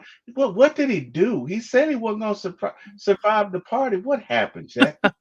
We miss him. Dang. Just know if we go to New Orleans and we end up winning that Super Bowl, a GoFundMe would probably be best for this channel to get me out of jail. That's the only time I would say, damn, Jack, why'd you do some shit like that? Like, well, this is the only opportunity I had. But I will go live, though. I will go live. So as security is tackling me, like, look, he's about to tackle me. Here he goes. Here he goes, guys. Get ready. So we will be live for that. And we're over at Thou Wow. So I guess the chat will be popping too as well. Like, yo, y'all can see Jack Spade get tackled. Somebody get the phone. I can't imagine what the chat would look like when they see me running across the field at the Super Bowl when the Falcons win. Because that would probably be my last day. Well, they wouldn't kick me out of all NFL stadiums. They would just ban me from the Saints Stadium. Yeah, you would definitely get banned from that stadium. I would get a fine, but I would need somebody to probably sponsor the fine. Maybe reach out to like Mr. Beast or maybe Kai Cenat or somebody like, hey, you guys give me like $100,000 for this? Like I run across the state, like I run across the field. I have a shirt on that says subscribe to your channel, that type of shit. And this is great, man. Falcon fans are enjoying this off season. Just like we're enjoying this offseason. Look at what Jay Coop says. He said, Jack, you good in New Orleans, my people to share. That's what's up. I mean, I appreciate that. And I also met one of the House of Representatives, one of those people from those politicians down in New Orleans last year at the game. Because he was sitting in my area and he was like, hey, man, you one of them funny fam, babe. You a good fan. Here's my card. And I look down, it says U.S. House of Representatives. I'm like, I'm going to need you around Super Bowl time just in case something happens. Just in case it goes down. Yeah, we've all been close to being banned from the Saints Stadium. Yeah, it has those moments, Diane. But thank you all for being a part of this show tonight. Hat goes off to you all. Tuesday, let's come on back here for by the hour. And let's talk about the 53-man roster. Wednesday night, we have our podcast at 8. Friday morning at 9 a.m., we have Chef Matt joining us talking Falcons football. And I can't wait to announce the player that's going to be joining us here for an upcoming Falcon fan talk. No more than an hour, just our workload over a meal. I would love to get the fan on here. I'm sorry, the player on here before Steelers. What's up, Terry? What movie is that from? Just say it again now. The workload? Our work over a meal. That's it. Just colleagues, professional, just our workload over a meal. Ferris Bueller's Day Off. No. Think Eddie Murphy. Say it again. Just our workload over a meal. Just colleagues, professional. Truly professional. Just our workload and a meal. Damn, where I remember that line from? Eddie Murphy? Yes. He's putting this thing down, man. He's trying to woo this woman. You talking about not Doolittle? No. What was the one he had the glasses on with the tape? What was the one that he had that one? That wasn't it? Okay. He was cool in this one. What movie? Boomerang. Yeah, because she was like, you have to keep it professional. He was like, just our workload over a meal. Just dinner. Isn't that the movie where he had the gun in the pillow? No. He was in the bed with old girl, and then she was trying to get him. He had the gun in the pillow. No, that's Harlem Nights. That wasn't Harlem Nights. That was Harlem. That's Dominique LaRue. That's Whitley.